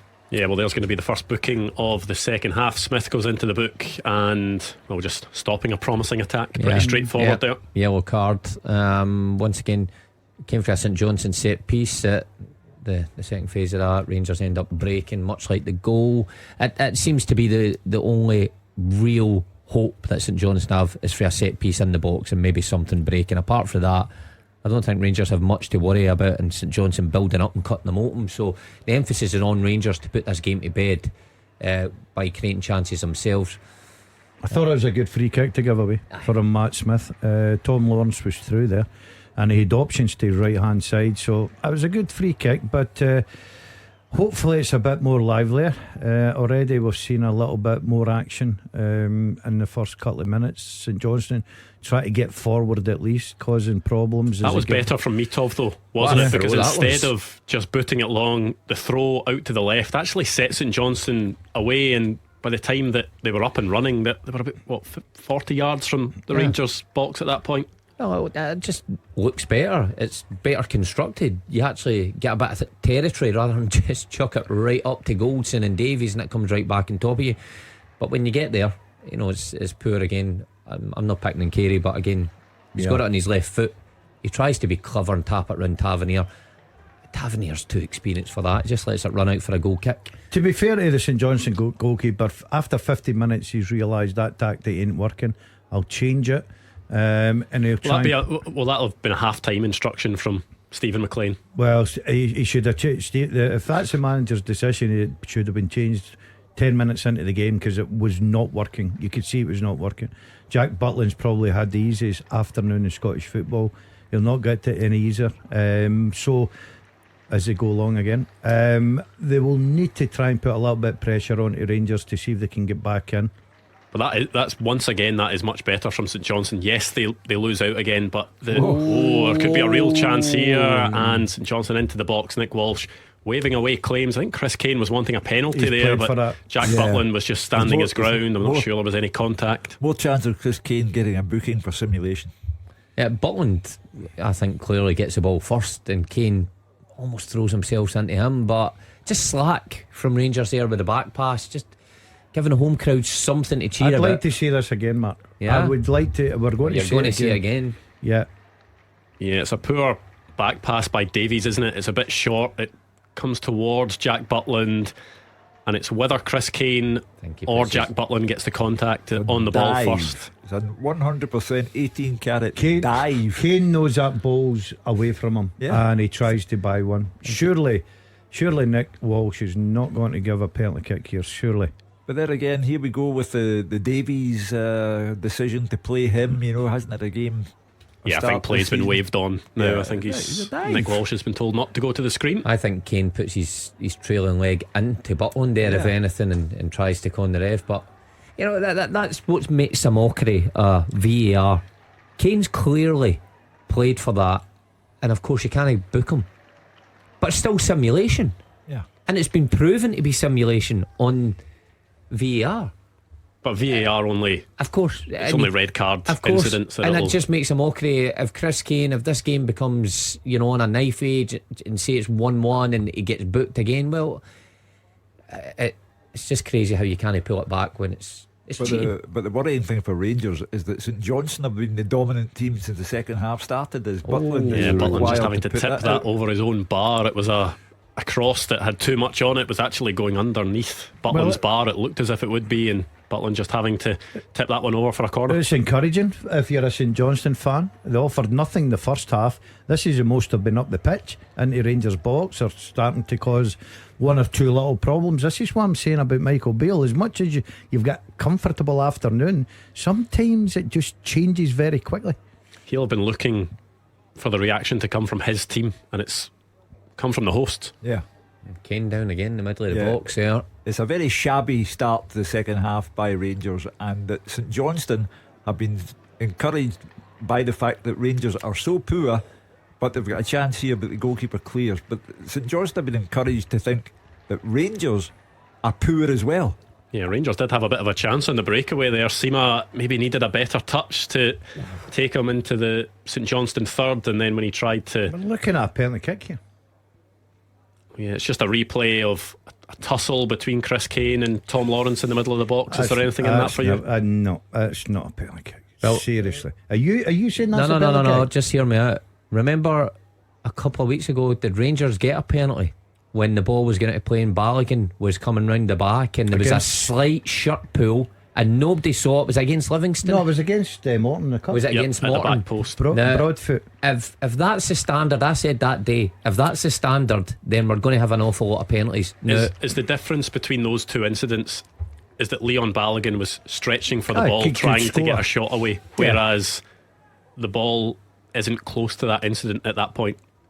but you can't just foul anybody in the box. How do we know that that's not going to go to Kane at some stage? Unlike That's Ask not, him a question. it's not a It is penalty. play Play on, says Nick Walsh. Now, listen, I agree with you. That for me isn't a penalty, but the standard is set and it has to be consistent. If there's shirt pulls or if there's people grabbing people like Lawrence You was were there to trying Kane, everything there to get St Johnstone a penalty kick. it's the only chance. It's the only chance I've got of everything. scoring. Everything you could think he was coming out there. But Anyway, it's, it will be play on. It just shows how inconsistent things are across the board. I didn't think it was a penalty at Ibrox that day. Again, equally there. But if one's given, Stephen Maclean's probably making the point, and there'll be loads more. You know, out with Celtic and Rangers games, there'll be loads across the country. There seems to be no fixed rule for it. the first one was undoubtedly simulation on Chris Kane's part, and rightly there was no chance of a penalty being awarded there. But the second one, at least there was an element of doubt. There was something you could talk about. But I think the correct decision has been made not to award the penalty. For me, we're now 53 minutes in, and for me the story of the second half so far is, have Rangers come out yet? Have they turned up for the second half? Yeah, St Johnstone looked the most likely to create something so far in the 7 minutes or so that have gone since the break. And once again, it's St Johnstone trying to drive into the Rangers box. Well, Out on the left, the cross comes in from Carey, flicked on by Chris Kane, and it was a decent opening there for St Johnstone, but Costello just couldn't get on it after the flick on from Kane. that is very cool defending at the back, would you say, or should the St Johnstone lad do better? No, I think that's good play for defending. Tavernier. Yeah. I think he gets his body across there and just does enough. But good play from St Johnstone. I mean, They've looked lively. we spent 45 minutes absolutely slaughtering them, and rightly so. But for the opening 8 or 9 minutes here, they've been much improved. They've been encouraged because they're thinking Rangers aren't all that much better than we are. No, here's Roof into the box, Corner but crowded out. We'll need to send someone up there to see what was in the half-time tea, because they're right up for it. It's a much better spectacle now, you know, even from both sides. Roof there showing a wee bit of quality, driving, winning his side a corner. But I've already enjoyed this opening stage much more than I did the first 45, because both teams lack quality. But it's a contest now. I enjoyed watching you in the Masters more than I watched that first half. Let me tell you. Entertainment, I could But still this do is a job good out there. opportunity. Rangers need to get the second goal, because St Johnstone's shown a bit of life. And there's an overhead kick attempt from Sima, but that one was never troubling the St Johnstone goal. He's not got what I've got in the locker there, Mark, has he? Oh, that, yeah. We were chatting about that the other that's day. That's the one I've stuck right in the top corner. It is hard to believe that the man to my left could get himself up that high and divert it in He to didn't the have roof of the he net. didn't have the technique when the technique was required. That was just never on there. That looked like a guy that's never done an overhead kick in his life. Imagine if you'd landed like that on the Masters carpet. Oh goodness, you'd be in a lot of bother. Yep, hard surface. Maybe a chance for Rangers here to must get have. forward. Raskin has options ahead of him. One of them is Seema, crosses into the box, and it's a good block there at the front post just to intercept and put That's it a out poor for ball. a Rangers That's corner. a poor ball for me, Andrew. Sorry, that's a poor ball for me. He gets in a good position. Now, look, he gets a head up. He looks. He knows that there are 3 defenders of St Johnstone in front post. Stand up. You work in that in training every single day, doing crossing and finishing. You look to see where the striker's made his run. If it's front post, hit it across the front post. Back post, stand it up to go and header it. That was poor from Seema. I would have done the same there, Miss Seamer. I would have put that Yeah, low but and hard you're- across the face. I think that's good defending. The corner comes in, won't amount. Well, actually, I think the whistle had gone, had it beforehand, because there was a bit of a rogue header from one of the St Johnstone players towards his own goal. But anyway, Rangers at least starting to creep back into the game second half. But if you're, I go back to the point, if you're a Rangers fan at McDermott Park and you are being honest with yourself, you're saying this isn't very good, is it? Really? 56 and a half minutes gone at McDermott Park. Still that Danilo header in the first half is the difference between the teams. Of course, there are 5 games at 3 o'clock. They'll be kicking off in just over an hour. Team news will be flooding in soon, so we will go around the grounds and get some of that all important team news. I think the Celtic team is just about out, so we will head to Celtic Park shortly to speak to Roger Hannah and get a taste of things. What are you expecting from the Celtic lineup? No Leila Bada. Are you No. expecting Rio Hatate to be back in for this one? Who's going to play at centre back? Will Matt Phillips get his first start? For me, Phillips will play and Scales will drop out. I don't think you leave out your £3 million worth of Lager Bielka, and that would be the central defensive pairing for today and for Rotterdam on Tuesday. For me, Yang would play now that Abada's not there, and I think the fans would love to see Hatate from the start beside O'Reilly and McGregor. But yesterday Brendan Rodgers was playing it cool on that one and saying he might not, but he will come on at some stage. Scales just had man of match at Ibrox. He's not got to drop out this afternoon. I do agree. I think Phillips will come in, but Scales will certainly play. And Lager Bielka gets left out. I think Scales may. I would say Scales and Phillips will play. I think Scales deserves a shot. I think it'd be I don't think you can leave him out. extremely harsh, but Phillips got to play. Winger, take your pick, but I think Yang does well when he's been given the opportunity, and with a bad out as his opportunity to start. The rest, Well, I tell you what, St Johnstone have wasted a free kick there. Why don't we go to Celtic Park to get that Celtic team from Roger Hannah? The big team news, Andrew, from Celtic Park is that Nat Phillips does start. The on loan Liverpool centre half will make his Celtic debut this afternoon, and the player dropping out from the Old Firm win at Ibrox 13 days ago is Gustav Lagerbielk. Phillips will be partnered by Liam Scales at the heart of the Celtic defence. Rio Hatate is back, but only on the bench. Lewis Palma is involved, but only on the bench. So the 2 changes from the victory 1-0 Ibrox a couple of weeks ago. Phillips in for Lagerbielka at the back, and of course with Leila Bada having injured that thigh muscle in international duty with Israel, which will keep him out for up to 4 months. There is indeed a start for Yang Hyung Jun. I'll give you the Celtic team. It's Joe Hart in goal. It's a back 4: Alistair Johnson, Nat Phillips, Liam Scales and Greg Taylor. Across the middle, Matt O'Reilly, Callum McGregor and David Turnbull. And up top, Yang Hyung Jun, Kyogo Furuhashi and Daisen Maeda. On the bench, Bain, Ralston and Lagerbielk, Hatate, Home and Bernardo, Palma, Forrest and O. We're just waiting on confirmation of Tony Docherty's Dundee team, Andrew. Yeah, we'll go back for the Dundee team and we'll go around the grounds to get the build up to the other 3 o'clock kickoffs. But the big team news there from Brendan Rodgers and Celtic. Nat Phillips comes in for a start. Rio Hatate only makes the bench and Yang gets the nod in the front 3. Well, how do you feel if you're Lager Bielka? I do not think he's had a convincing 90 minutes in a Celtic jersey. Let me say that straight away. But it's an early indication for him of how far he's got to go. As Mick Walsh gets the Yellow card out at McDermott Park for a foul on Ben Davies. Thought that was late from Kane there, Hugh. Yeah. At least he goes and tries to press. He didn't do it in the first half. He catches Davies right in the ankle. Yeah.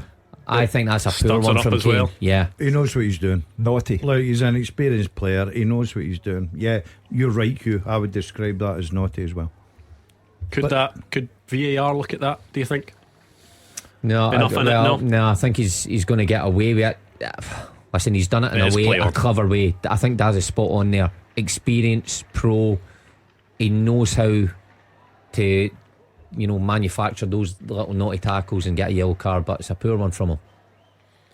Rangers looking to create something now. The pass from Raskin releases Red Van Yilmaz, who goes down. It was actually a decent touch from him through the legs, but he just seemed to fall to the ground and try and win a foul after he'd done the hard bit. Yeah, it was good. He done he's played a nice ball in there, but good defending. Yeah, you're right, Andrew. He done very well, and then he looked to play for a free kick as he hits one. We better duck, that'll be hit in towards Clyde back in the next I've five. had a few of them when you just think this could be my moment. I'm 40 yards out. Surely one of them must go. Oh no! Slice right across it over the bar. All of a sudden, you just look at the clock. 61 minutes gone. It's still 1-0. The possibility of that sucker punch has not gone away. And until Rangers get a second goal, which will finish the match altogether, that the sucker punch remains on the cards. Especially with the fact that St Johnstone have looked a bit more proactive in this half, as Chris Kane gets the ball with his back to goal at the edge of the box. Oh, is that a free kick at the edge of the box? No. Poor Yeah, old that's Just chance. play on, and Chris Kane takes an air swipe at it. There could be a chance here, and it's a good header from Ben Davies, because that one looked as if it was maybe heading towards the bottom corner. Rangers eventually managed to clear, but St Johnstone showing that they could well cause Rangers some problems in the final half hour of this game. Some chance here. Oh, yeah. Yeah, I was expecting Kane to do a lot better, I've got to say. He's got to kick the ball. He's just missed the ball completely. It was like kids' football there, the way it was bouncing about, and needed someone just to put their foot through it. But that's a warning to Rangers. If I was Michael Beale, I'd be a bit concerned now. I'd be maybe looking at getting Seema Maybe St through Johnstone need to be 1-1. concerned, because Seema's robbed the ball. He's taken it to a tight angle, he's done cuts well it back for Kemar Roof. Wouldn't be concerned. Flashes with M&D Green Pharmacy. And well, What's this happened one may Offside. not count, because the flag has gone up. It will of course go to a VAR check. It was Seema that won the ball, ran to a tight angle, cut it back, and we'll see here. Oh no, the Don't guy, know, the right because- back. Well, I think- this looks as if it could be a tight one. I'll tell you what, we'll do this first. VAR review with M&D Green Pharmacy. So Rangers do have the ball in the back of the net, but it's to see whether Abdallah Seema is onside or not in the build-up. I think the right back might have played him on, or it's certainly tight, Andrew. But you've got to say, listen, Seema does well to rob. Is at Considine. He gets his head up, picks out Roof. But Considine's so weak. What are you thinking? It's What are you criminal thinking? defending here from St Johnstone. Yeah. You know, But I think it's a goal, though. yeah, I think the right back Yeah, looks it's whether like he's... Olafunwa plays him onside, and we all know it's impossible to tell from the naked eye. You can't really tell from these angles whether it is on or off. You can take an educated guess, but sometimes Let's see. it goes the way you think. We'll see this I again. think he's off. Oh, he's off. Look at the way that he's cut the think so? grass. I See- don't want see- to. see- I'm looking on. I knew you were ready to jump in. Do you think he is actually winding us up, or do you think he realised that? I tell you what, it actually It's is offside as offside. well. There The you goal go. will not count. Oh, how tight is Remember, that? we had this argument at Motherwell, the third part, 1 year ago. Well, when VR came out. But I just looking at it, yeah, it's the right decision, obviously. It was very tight, wasn't it? Oh, Yeah.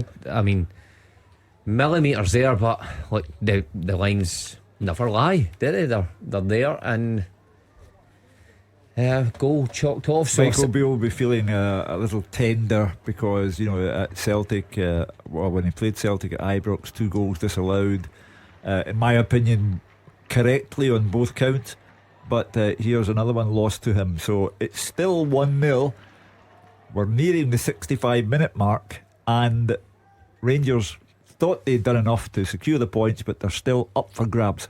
But it was better from them, and it was good composure from Seema. It'll be interesting to see if he starts making those substitutions. I'm sure he'll change one or two things up. He's got pace there on the bench. Matondo can come on. Dessars is there. I wonder if he'll be looking to use him. But they certainly need that second goal. If that would have counted there, I think he would have been an easy street. I think he'd have relaxed a little bit more. But it's still, plenty of football will be played. The possibility still exists. That's the bottom line. The possibility of being caught by St Johnstone still exists until you get a legitimate second goal. You said it was better from St Johnstone, from Rangers, but it only came about because they'd almost been exposed at the other end. Yeah, good point. Yeah, but what I mean, it's better composure from Seema. I thought he picked out the right ball. It caused problems. Roof was there to tap it in, so it was better composure in the final third, and that's what they need to put this game to bed. Yeah, well, looks as if there could well still be a goal or two in this game, because St Johnstone have threatened in the last few moments. Rangers had the ball in the back of the net through Kemar Roof. That one won't count. 66 minutes on the clock in Perth, and it is just that one Danilo goal that is the difference so far. I can give you a bit of an update on Danilo. I'm hearing he is away to hospital, a suspected compound fracture, so it could be a cheekbone, an eye socket, something along those lines. It certainly didn't look good for him, and we wish him all the best, because those ones can be long term sometimes. Well, he was a brave player. He went for the header, he got it, he scored the goal. But brave footballers, there's sometimes a price to be paid for your bravery, and the accidental clash of heads has put him into hospital now. And as you say, Andrew, we can only wish him a complete and quick recovery. It's a lovely spin at the edge of the box from John Lundstrom, but the shot, the cameraman, is I think. Yeah, the cameraman didn't see that one coming. Yeah, it was good play from Lundstrom. Probably didn't think Lundstrom had it in his locker. No, I was going to highlight the Rangers midfield, because when you see the team getting read out and you've got Lundstrom, Lawrence and Raskin in there, Lundstrom would be the holder in there, probably dictating play, and Lawrence and Raskin allowed to go and play. We've seen very little of any of them. Even Lawrence, I probably expected more. Maybe I'm being harsh because he's been out for long, but he's obviously selected for a reason. Michael Beale thinks he's fit and up to speed, but lacking creativity, never really on the ball, any of them, not really dictating play. So again, an area that you think, or we spoke about Rangers being so strong in, and the signings have made, but we've not quite seen it today. Stevie May coming on, classic St Johnstone goal scorer of yesteryear. So you'll get he can get you something. He'll work his shift. Be a pest. Yeah, he works his shift, Stevie May, and I've seen him knock in a few good goals. Well, John Lundstrom winning the ball in midfield. Seema with a chance from a wide area again, just looking to try and hit the byline and play the ball across, but it's defended well at the front post by St Johnstone. Will be a corner to Rangers. Graham Carey there in the middle of the pitch. Listen, I like Graham. No, you don't. But he's in the middle of the pitch, and he tries to nutmeg. I think it was at Lawrence. He tries to nutmeg instead of just playing the safe ball. I think Lundstrom won the ball. Yeah. I mean, when you're fighting for your life like St Johnstone, you don't need your players trying to be fancy. But in the if middle it comes off, you say it's a brilliant bit of skill, and he's on top of the Rangers defence. So you can say that about anything, though. You can say that about Red Van Yilmaz shooting from 40 yards. You say, well, if it comes off, then it's but great. He tried it in so the right you need area. to analyse what you've actually saw there. He actually tried to achieve it in the right area. If he nutmegged him and then shot to the halfway line, it would have been outstanding. Butland was off his line. You'd be saying, what a player. But here's an opportunity. Rangers, we keep saying it, they need the second. Yeah, James Tavernier to take this corner, goes into the 6-yard box. Mitov deals with it to an extent, comes out to Connor Goldson on the left foot, who slices that one way over the bar. It's the standard response from goalkeepers who miss a cross. They instantly go. He does get his hand on it and actually directs it away, doesn't he? I think he's having a go at, is it Roof? Actually, maybe he's got a point. Yep. Roof just turns his back and tries to block him a bit, but how often do we see it? The goalkeepers with their arms outstretched, referee, nobody's allowed to touch me in this 6-yard box. They get away with murder, goalies. I'll tell you what, I've just seen the Manchester United team for today. A start for Scott McTominay a reward for his good form for Scotland. Oh, the penny finally dropped for Eric Ten Hag. Hey, playing Brighton, Hugh, is that right? Yeah. Oh, It'll be a good game. Yeah. Well, we need to find out about Evan Ferguson's fitness before we get excited here. Oh, is he struggling? Yeah. He pulled out of the Ireland squad, didn't he, over the international break? No Evan, no goals. I fancied Brighton there today as well. Yeah. But McTominay, listen, he's a quality player. And that Man United team, the middle of the pitch is just so open, so easy to play against at the minute. He's on the bench, Hugh. Oh dear. It's alright, they've got plenty of other good players. Don't worry. Well, Man United are rubbish anyway, so we'll see what happens. Another corner to Rangers. James Tavernier's deep cross is just deflected out for a corner. Yeah. 20 minutes to go. Well, now we are deep into sucker punch territory. The last 20 minutes, if Rangers get the second goal, fair enough, we can start to talk about Gordon Dalziel's career again. But if it goes on like this 1-0, then you can't take your eyes off it, because there's always the possibility of something happening. This could finish 5-4 and Gordon will find a way to talk about his career again, I'm sure. Well, it was a good career, so you may as well get it out there. Shouldn't have set him up. A lot of people interested. I think that so many similarities between this game and the game earlier on the season at home for Rangers against Livy, where it was 1-0 early on, then it went so flat. Livy had a couple of breaks away and it looked like they were maybe going to get an opportunity, and Rangers go up the pitch and score. It was the introduction of Matondo and Sima that day, wasn't it? They completely changed. They went from that sort of number 10 and two strikers to having Matondo and Sima stretching the game out wide. Throwing a penalty kick here, is it? What's up? There's going to be a yellow card for someone in the dugout. Stephen Maclean looks bewildered, but he goes into the book. Must have said something to the fourth official. I don't know what he's complaining about, because the decision goes for him. So Liam Craig's now that he's been booked, he needs to just move away. Liam Craig's out there trying to separate him from the fourth official. Again, he needs to keep his temper, keep a lid on things. We saw his celebration, Stephen Maclean, when he gets the equaliser a couple of weeks ago against Dundee, and he's almost given it to his own fans, because he would have been getting stick, but he needs to keep a head on it. Well, what do we say? It was that game against Livingston that Rabbi Matondo was one of the players that came on and changed the game. 72 minutes gone, Sam Lammers off, Rabbi Matondo on. There's a man that is anonymous for me when he starts for Rangers. Lammers, highlighted it before the game.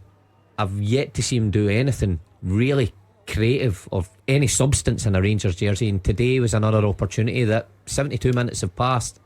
The only thing I can remember him doing is feeding in Tavernier for Tavernier to cross, and that's really it. So another disappointing afternoon for him. Yeah, he's been poor, no doubt of that. Matondo will give them that bit of pace that, you know, him and Sima, especially down the flanks as well, looking to try and get in behind. Yeah, Seamer's cross just diverted away from the St Johnstone box. Rangers now looking the side back on top after St Johnstone had a decent spell earlier on in the half. I would say so, yeah. I mean, Rangers obviously sensing they're getting a wee bit of joy by putting anything over the top of Considine. Looks like he's so hesitant when the ball's bouncing. A couple of times Seamer's just nicked in, took it off his toe. So there's an opportunity there for Rangers to get the second goal in that respect. You just wonder if St Johnstone will start committing bodies forward. Stephen Maclean knows that he may as well try. They've got nothing to lose really at this point, apart from potentially another goal as Rangers make their way into the box. The shot from Tom Lawrence was saved by Mitov. Did have a bit of power behind it, but tight angle for Lawrence. St Johnstone looked a bit leggy at the back there, a bit slow. Was it Considine? Yep. Oh, he couldn't cover the ground. Not anywhere near it. In the Masters next year. Yeah. Yeah, he's one for the books. But I've got to say, it's not been a classic. Rangers will not really be bothered about that as long as they get that vital 3 points. But a lot of work to be done, a lot of improvement. Oh, I mean, look at. Was that Matondo there? Yeah. That just came inside, lost the ball. Look at his reaction though. He lost the ball, hands up, shrug of his shoulders. Brilliant from Carey, who I've been Carey into the box. all day. Magnificent from Carey there. See, I'm balanced, I give him credit. Yilmaz does well to actually recover the situation, get back there and defend. But Matondo's reaction, he loses the ball, he just kind of arms out, doesn't chase back. Not what Michael Beale needs. He needs all his players showing that they're giving everything. We talked about it. This is the danger. St Johnstone with a corner. Jack Butland comes for it, but it goes over everyone and out for a goal kick. I think, did he maybe get a touch on it? Or no, I think it is a goal kick. Yeah. But again, at the risk of sounding like a broken record, the chance is still there for St Johnstone to get an equaliser. Until Rangers put the ball in the net for a second time, they are in danger. I agree with that, Hugh, but my problem is looking at this for 75 minutes now. Yeah. Where did they get a goal from? Because they do not look a threat to me at all. But therefore you have to go to the other side of the coin. How can Rangers, against a team with no threat at all, still be at 1-0, 75 minutes gone? I know it's important for Michael Beale, and the 3 points are all that is a matter. heavy challenge on Rabbi Matondo, and you'd expect that will be a booking. It's got to be. It's got to be. It's a poor tackle again. Yeah, Olafunwa, who was on Matondo's touch, he tried to get in there, and you know what, seeing the replay, Matondo's just too quick for him. I think Olafunwa does try to get in there and just nick the ball, but Matondo's, quick feet, touching away, taken out. So statement, got there as quick as I can. Yeah, not too much happening at McDermott Park at the moment. Why don't we go around the grounds for the 3 o'clock kickoffs and get the team news? Let's go back to Celtic Park first, shall we? Get a recap of that Celtic team and the Dundee team as well from Roger Hannah. Yeah, just to confirm, Andrew, 2 changes in the Celtic side that won at Ibrox 13 days ago, and it means a debut at centre half for Nat Phillips on loan from Liverpool until January. He will partner Liam Scales at the heart of that defence, which means Gustav Lagerbielke drops to the bench. He'll be joined on the bench by Rio Hatate, who's back in the squad but only among the substitutes. The second change, of course, no Leila Bada after that injury and international duty with Israel. That means a start for Yang Hyun Jun. Celtic goal, Joe Hart in goal. It's a back 4: Alistair Johnson, Nat Phillips, Liam Scales and Greg Taylor. Across the middle, Matt O'Reilly, the captain, Callum McGregor and David Turnbull. And up front, Yang Hyun Jun, Kyogo Furuhashi and Daisen Maida. On the bench, Bain, Ralston and Lagerbielke, Hatate, Holm and Bernardo, Palma, Forrest and 2 changes as well for Dundee from the side that drew 2-2 at Perth a couple of weeks ago. Cammy Kerr is back in, preferred to Jordan McGee at right back, and there's also a first start for Ryan Howley wide on the left of midfield at the expense of Scott Tiffany, who, like McGee, drops to the bench. They go Trevor Carson in goal. It's a back 4: Cammy Kerr, Joe Shaughnessy the skipper, Ricky Lamy and Owen Beck. Just in front of them it's Malachi Boateng, then a 4 of Zach Robinson, Finlay Robertson, Luke McCowan and Ryan Howley. And up top, back from international duty in Sierra Leone, it's Amadou Bakayoko. On the bench, Legston's, Ashcroft and McGee, Tiffany, Cameron and Silla, Lewis, Mulligan and Rudden. The referee here at Celtic Park this afternoon, Andrew, is Grant Irvin, and the VAR, Stephen Kirkland. Yeah, I mean, the last time that Celtic played at Celtic Park, it was that game against St Johnstone. The Celtic supporters will be looking for a bit more from their team today. The greatest condemnation of Dundee today is that they're a team who lost 2 goals to St Johnstone. Now, how does anybody lose 2 goals to St Johnstone? So for Celtic, Rangers will win this match, and the lead at the top will be 1 point. Now, well, there is a chance for Rangers here. It's Abdallah Sima breaking into the box. It's Rabbi Matondo actually on his right foot. Goal flashes with M&D Green Pharmacy. Rabbi Matondo gets the goal and Rangers are 2-0 up, and surely the game is dead and buried now. Well, that is over and done with, and you've got to say Matondo has come on and made an impact again. Kept his width, nice little ball played in between the fullback and the centre half, and he's just faced the goalie up there, opened his body up, lovely little finish into the bottom right hand corner. Yep, game over. The point, couldn't get there, could it? The point I was about to make, that this means now that the lead at the top is 1 point, and Celtic, for all that the fans believe that the win at Ibrox changed everything about the season, Celtic now have to go ahead and prove that and restore the lead at the top to 4.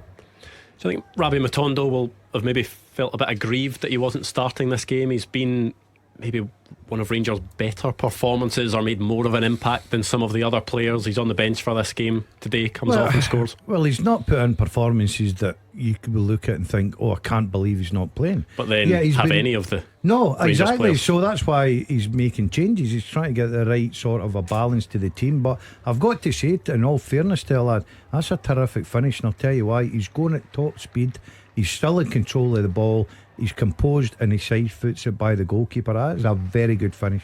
Was it Lawrence that played the ball through? Yeah. Was It was. I mean, it was good feet by Raskin initially, just to get by his man in midfield. Played it to Tom Lawrence, and then it was the ball inside the fullback that good Rabbi pass. Matondo was just able to run on.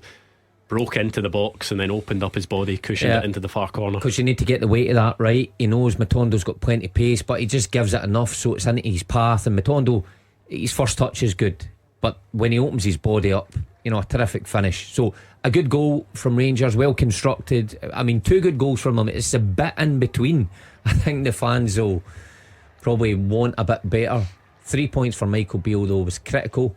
He's got them now because you can't see St Johnstone creating anything in the remaining 10 minutes. And you were right as well, because you could see there is actually an injury here, and it was Rabbi Matondo, I think, injured Phillips by just taking the ball by him. He sort of faked to go one way, went the other way, and Phillips fell over, did something to his knee or his calf is maybe hurting there. The game just stopping at the moment. Maybe something to his pride as well, because it was terrific feet from Matondo. I'm with Mark. How can St Johnstone get back into this? They've offered nothing. They've been poor. Rangers didn't need to be their best this afternoon.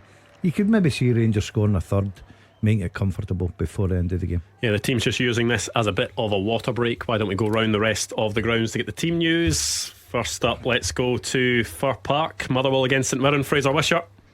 Yeah, game of the day for me. Andrew, second versus fourth, all in good form, so no surprise. Perhaps only one change for Motherwell to their starting lineup. Paul McGinn suspended. He was at a red card against Hearts in the victory 1-0 away, and in comes Sean Blaney. It'll mean that Casey goes to the right side of the centre of defence. 3-4-2-1 formation for them. Liam Kelly in goals, Dan Casey, Bevis Mugabe and Shane Blaney across the back. Stephen O'Donnell, Callum Slattery, Lennon Miller and Brodie Spencer in midfield, with Blair Spittle and Harry Payton supporting the lone striker. Teo, Bear, Oxborough, Gent, new signing, Dravkovsky, Shaw, McGinley, Wilson, Ferry, Luca Ross and Max Ross are on the bench. Good news for St Mirren fans. Mark O'Hara, the skipper, comes back into the team after a short spell out, injured, along with Mikael Mandron, and it's Keanu Bacchus and Olusanya that drop to the bench for them. A 3-4-3 formation. Zach Hemming in goals, Marcus Fraser, Alex Gogic and Richard Taylor at the back. Across the middle, Ryan Strain, Colin Boyne-Munns, Mark O'Hara and Scott Tanzer, with Conor McMenamin and Greg Kiltie behind Mikael Mandron up front. The subs for them are Minsky, Bolton, Small, Bacchus, Dunn, Nakmani, Olusanya, Grieve and Jimison. The referee today is Matthew McDermott, and the VAR is a man who was in the hot seat at the Old Firm game a couple of weeks ago, Don Robertson. Still 2-0 to Rangers at McDermott Park. Why don't we get the teams from Rugby Park? Nick Montgomery's first game in charge of Hibs. They visit Kilmarnock. Michelle Evans is there. Yeah, thanks very much, Andrew. Yeah, there are 2 changes for the home side. Out go David Watson and Tom Davis, and in come Kyle Vassell, who captained the team today along with Joe Wright. So they line up with Will Dennis in goal, a back 4, Lewis Mayo, Robbie Dees, Stuart Finlay and Joe Wright. Across the middle, Brad Lyons, Danny Armstrong, Kyle McGuinness, Matty Kennedy, with Vassell and Watkins up front. I don't have an actual official team sheet, so I can't give you the subs as of now, but I'll give you them later once I do get my hands on one. For Nick Montgomery's first game in charge, he has made 3 changes. Out go Josh Campbell, Paul Hanlon and Dylan Ventry. In come Adam Lefendra, Christian Doidge and Rocky Bashiri. Obviously Lefendra and Doidge were the 2 scorers in their win against Aberdeen 2 weeks ago. So they line up with David Marshall in goal. Across the back will be Lewis Miller, Rocky Bashiri, Will Fish, Lou Stevenson. In midfield, Joe Newell, James Jego, Toddy Eliuan. Up front will be Adam Lefondra, Christian Doidge and Martin Boyle. A big chance for St Johnstone there as well. A header from Cammy McPherson. It was a good cross from the right, but Cammy McPherson just nodding that one wide. It was a big opportunity, a big opening for the hosts. Well, I mean, the game's gone, but it would have added a little spice to the minutes remaining. But I'm afraid St Johnstone, their inadequacy keeps on showing up. Score. Oh, he's got to score. I mean, what a ball is it in from Carey, in swinging into the 6-yard box, and McPherson, it just comes off, glances off his head, where he just needs a bit more connection on it, because I don't think Butland's saving that from that distance. What an opportunity to get back in this game. Yeah, it's a terrific ball. All the weight's on the ball. He's trying to direct it. All he has to do is let that hit off his head, and he'll put it in the back of the net. Butland will be routed to the spot. Best opportunity for St Johnstone. They're trying to press forward. I think they'll leave gaps at the back. I think Rangers could score a third here before the final whistle. Oh, I tipped 3, so you could be right, Hugh. I'm expecting that. Oh, I forgot I tipped 2. It's been that boring a game that I forgot about my own prediction. Yeah, there's another booking for St Johnstone. Will be a free kick to Rangers, but we are spoiled for choice with these 3 o'clock kickoffs. Loads of good games at Tynecastle. It's Hearts against Aberdeen. Dave Galloway has the teams.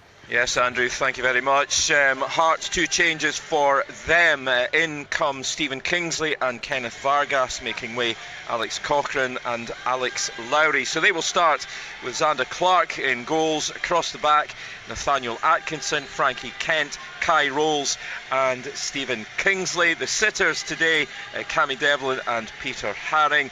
Further forward, Yutaro Oda, Liam Boyce and Kenneth Vargas, with Lawrence Shankland leading the line. The subs: McGovern, Beningame, Grant, Neuenhoff, Forrest, Civic, Denham, Tate and Lowry. A couple of changes for Aberdeen as well. Straight in for his debut, Stephen Gartenman, with Leighton Clarkson also coming back in. Out drop Angus MacDonald and Connor Barron. So Keller Roos in goals, a back 3 of Stefan Gartenman, Slobodan Rubizic and Richard Jensen. Midfield, Nicky Devlin, Leighton Clarkson, Graham Shinney and James McGarry, with Jimmy McGrath playing off Duke and Bojan Majowski. The subs: Doohan, McKenzie, Barron, Gay, Hayes, Sockler, Polvara, Duncan and McDonald. Your match referee here at Tynecastle, where it's yet another sellout, Kevin Clancy. On VAR, it's Greg Aitken. Yeah, looking forward to those games at 3 o'clock, but there is still 3.5 minutes of the regulation, 90 to go at McDermott Park. Rangers 2-0 up at the moment. There will be some added time as well, you'd suspect. I did mention earlier on about your gaffer, his 200th league appearance for Liverpool, wearing the captain's armband. They went 1-0 down to Wolves. How'd they do? 2-0. They're now 2-1 up, and guess who scored Liverpool's second? Was it Andy Robertson. What did I tell you? Rewind this programme. I says him with the armband on, he'll get them back into it. They'll come back. There you go. Well done, boss. Oh, please. That just doesn't sound right at all. Job security, very important. Well done, boss. You've not got the tracksuit on today, at least. No, day off today, is it? A day off today, yeah. Long close today. Tracksuit will be back on Monday. In the wash. In the wash, it needs it 5 days in a row. It's like when you had your school uniform, you used to wear it all week. Give it a couple of weeks, I'll be in a charity shop. Next is Brecon one. Oh no, it's Alex Ray has that now, doesn't he? I think He so. certainly bought it at one point, I'm sure. He maybe took it straight back. I think Cash for Kids it got auctioned. Oh, you're right. A lot of money Actually, for kids who need there it. we go. It went to a good cause at least. Yeah. I have no idea who bought it, but well done. You did a good job giving money to charity. Is this Yilmaz coming off? Another change for Rangers? Oh no, it's not. It's just Ridvan Yilmaz. He's just high-fiving his teammates. High-fiving in the middle of the game. Good job. Give us 5. Give us a high. Well, you reflect on this game as the one that Michael Beale needed to win and did, and then you'll forget you ever watched it. Yeah, what can Michael Beale take away from this match, Mark? Other than the 3 points, it's hard. I mean, Matondo comes on and makes an impact again by scoring a goal. Lawrence, probably 90 minutes under his belt, an assist in there, even though he's been quiet in between. But 90 minutes for Roof as well. 90 minutes for Roof. Very little. I mean, 3 points was critical. They've certainly performed better in the closing stages. Could be a goal for Kemar Roof here, who cuts inside in the box, maybe just tries to do a bit too much. It's Sima this time that just drags the shot wide. Almost a third for Rangers. I thought he's been lively since he come on. Yeah, he's looked at the pick of the bunch. I think he'll be disappointed not to score. It's good build-up play there. Lawrence and Roof tries to get inside. Ball breaks to Sima, takes out his feet. I really think he should be putting that in the back of the net. Yeah, just tries to reverse it into the near post, but just wide of Mitov's goal. Seemed the harder option. That it seemed the other side, was open for him just to bend that in where Matondo put his finish. Rangers just finding a lot more space in these final few minutes. St Johnstone maybe out on their feet a bit at this point. Looks it, yeah. They have to commit bodies forward, but they've been yeah, they look like a well-beaten team at this stage. They had a decent wee kind of bit of possession and a few openings at the start of the second half. Good chance from McPherson at the end to get back in the game, but that's about it from a St Johnstone point of view. They've been poor today. The game lacks one thing, and that's ability. So they'll be in a relegation fight for the remainder of the season. But I say, Michael Beale, can you imagine the pandemonium had Rangers dropped anything in Perth? Well, they haven't, and they can come down the road now and reflect on a job that had to be done. Was it well done? In parts, yes. In other parts, no. But he's got the 3 points, and it's a 1 point gap between Rangers and Celtic now, and it's for Celtic to address that at home, as I say, to a Dundee side who somehow contrived to lose 2 goals to a St Johnstone team who today looked as if it was impossible for them to score goals. Last time you made that comment about ability, you had to make a public apology. Do you remember? Who was it? Christian Doidge. I think it was at the start of a season where you said he had everything to be a top footballer apart from ability, and he went on to score about 14-15 goals that season. If I've left out anyone to insult, you write their name down on a piece of paper for me and I'll get to them. Kemar Roof with the strike there just inside the St Johnstone box, but slices that one wide, punches the ground in frustration. Did have the ball in the back of the net earlier in the game for the second game running, but for the second game running, that one didn't count either. He'll be delighted to get some game time under his belt, a full game. That'll do him the world of good. Lawrence has had a what you call a quiet game, but once again it's all about getting fitness into the legs.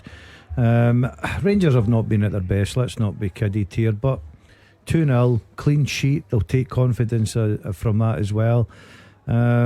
Michael Beale will just be happy to get down the M9 with the 3 points in the team bus. Yeah, nearly 2 minutes of the minimum of 5 added at the moment. And when you go down the M9, where do you change then? You just turn right at the Stirling roundabout and away you go up that way. But I'll never be so glad to hear Gabs' voice this afternoon. I never thought I'd say this in this programme, but I'm really looking forward to listening to him. Just to be the punctual end to this game of football. Yeah, this has not been pretty. Consign it to history. Yeah, I think Michael Beale will be very happy to hear the final whistle at the end of this as well. Of course, we will bring you the reaction from Michael Beale and from Stephen Maclean to get their take on the game. This one is turning into a bit of a training exercise, charity match at the moment, isn't it? Players even look fed up. It'd be interesting to hear later on from Rangers supporters who were actually inside McDermott Park. Tell us, give us your eyewitness account and tell us, how did it impact on you? You know, we know that the 3 points were important, but what did you think about the football? I'm not sure you can dress it up anyway. The performance, listen, effective 3 points is what you needed, and you got there in the end. But all a bit of a struggle, all a bit of the same for what we've seen from Rangers so far. Start game's okay, big bit in the middle that's just lacking pace and creativity, and then finish with a bit of a flourish. It's filled in some of the time before Strictly Come Dancing comes on tonight. What would concern me is looking at, and I know it's 5 games going, but looking at St Johnstone just now, I think their next game away to Hibs maybe, 5 games in, not won a game, to me probably don't look like winning games.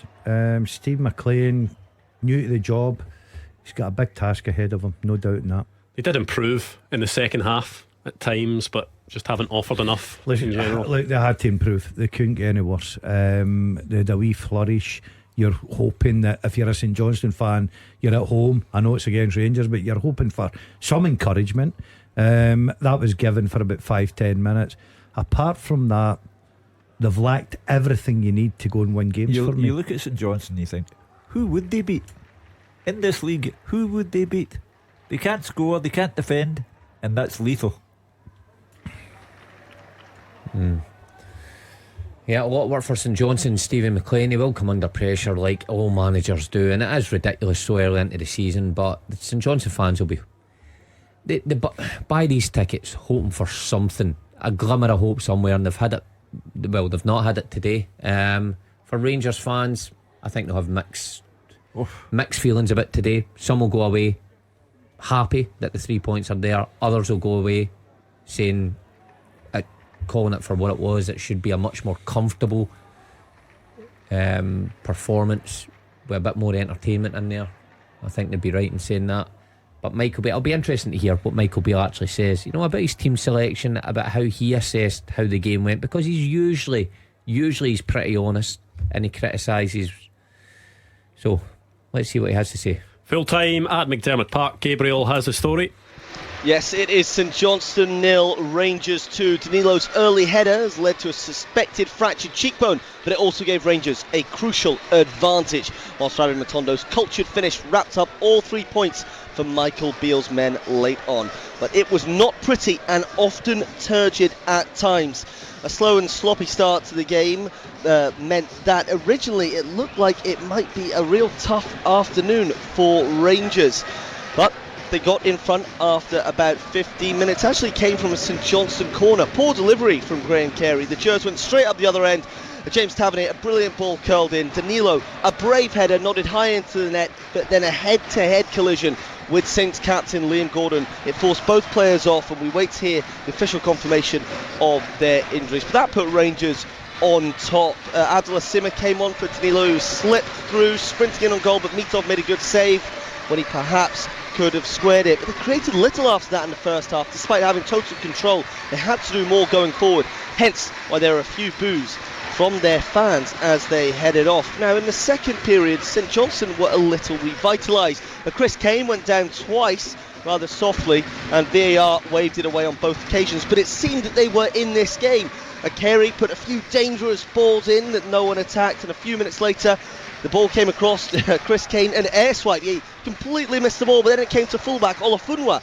He cut inside onto his left foot, thought he'd scored really, but a block from Ben Davies with his head prevented that. Really crucial there. And suddenly up the other end, Kemal Roof thought he made it 2 after the hour mark, but Seema was judged to have been offside in the build-up. It was so tight here. We were not sure if it was going to be given or not.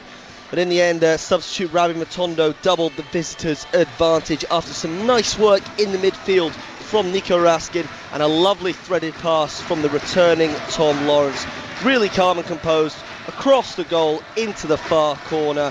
The final chance was for the Saints. Cameron McPherson had to do better with a header from another good ball in from Carey, but that was their last opportunity. They offered so little going forward, and they will seriously know that they are in trouble. At the foot of the table, nothing up top for the Saints. But what about Rangers? As I said, it was not pretty. It was far from free-flowing. They must improve going forwards, especially with that Europa League starting on Thursday. But it is 3 points, and Beale desperately needed those. They closed the cap on league leaders Celtic to just 1 point, although they of course play shortly. Don't worry, Daz, it's all over now. Full time here in Perth. St Johnstone 0, Rangers 2. Yes, full time at McDermott Park, the first of 6 big Premiership games today. There are 3 o'clock kickoffs. There is one 3:15 kickoff though, because Ross County against Livingston has been delayed, because I'm told the Livingston team bus broke down just past Aviemore, so that one has been delayed just to allow the team to get in and warmed up. I'll bring you the team news from that, all the build up to the 3 o'clock kickoffs, and of course all the reaction from that game at McDermott Park next. The Clyde One Super Scoreboard Podcast with Lookers. Choose from over 6,000 vehicles, new or used, small or grand.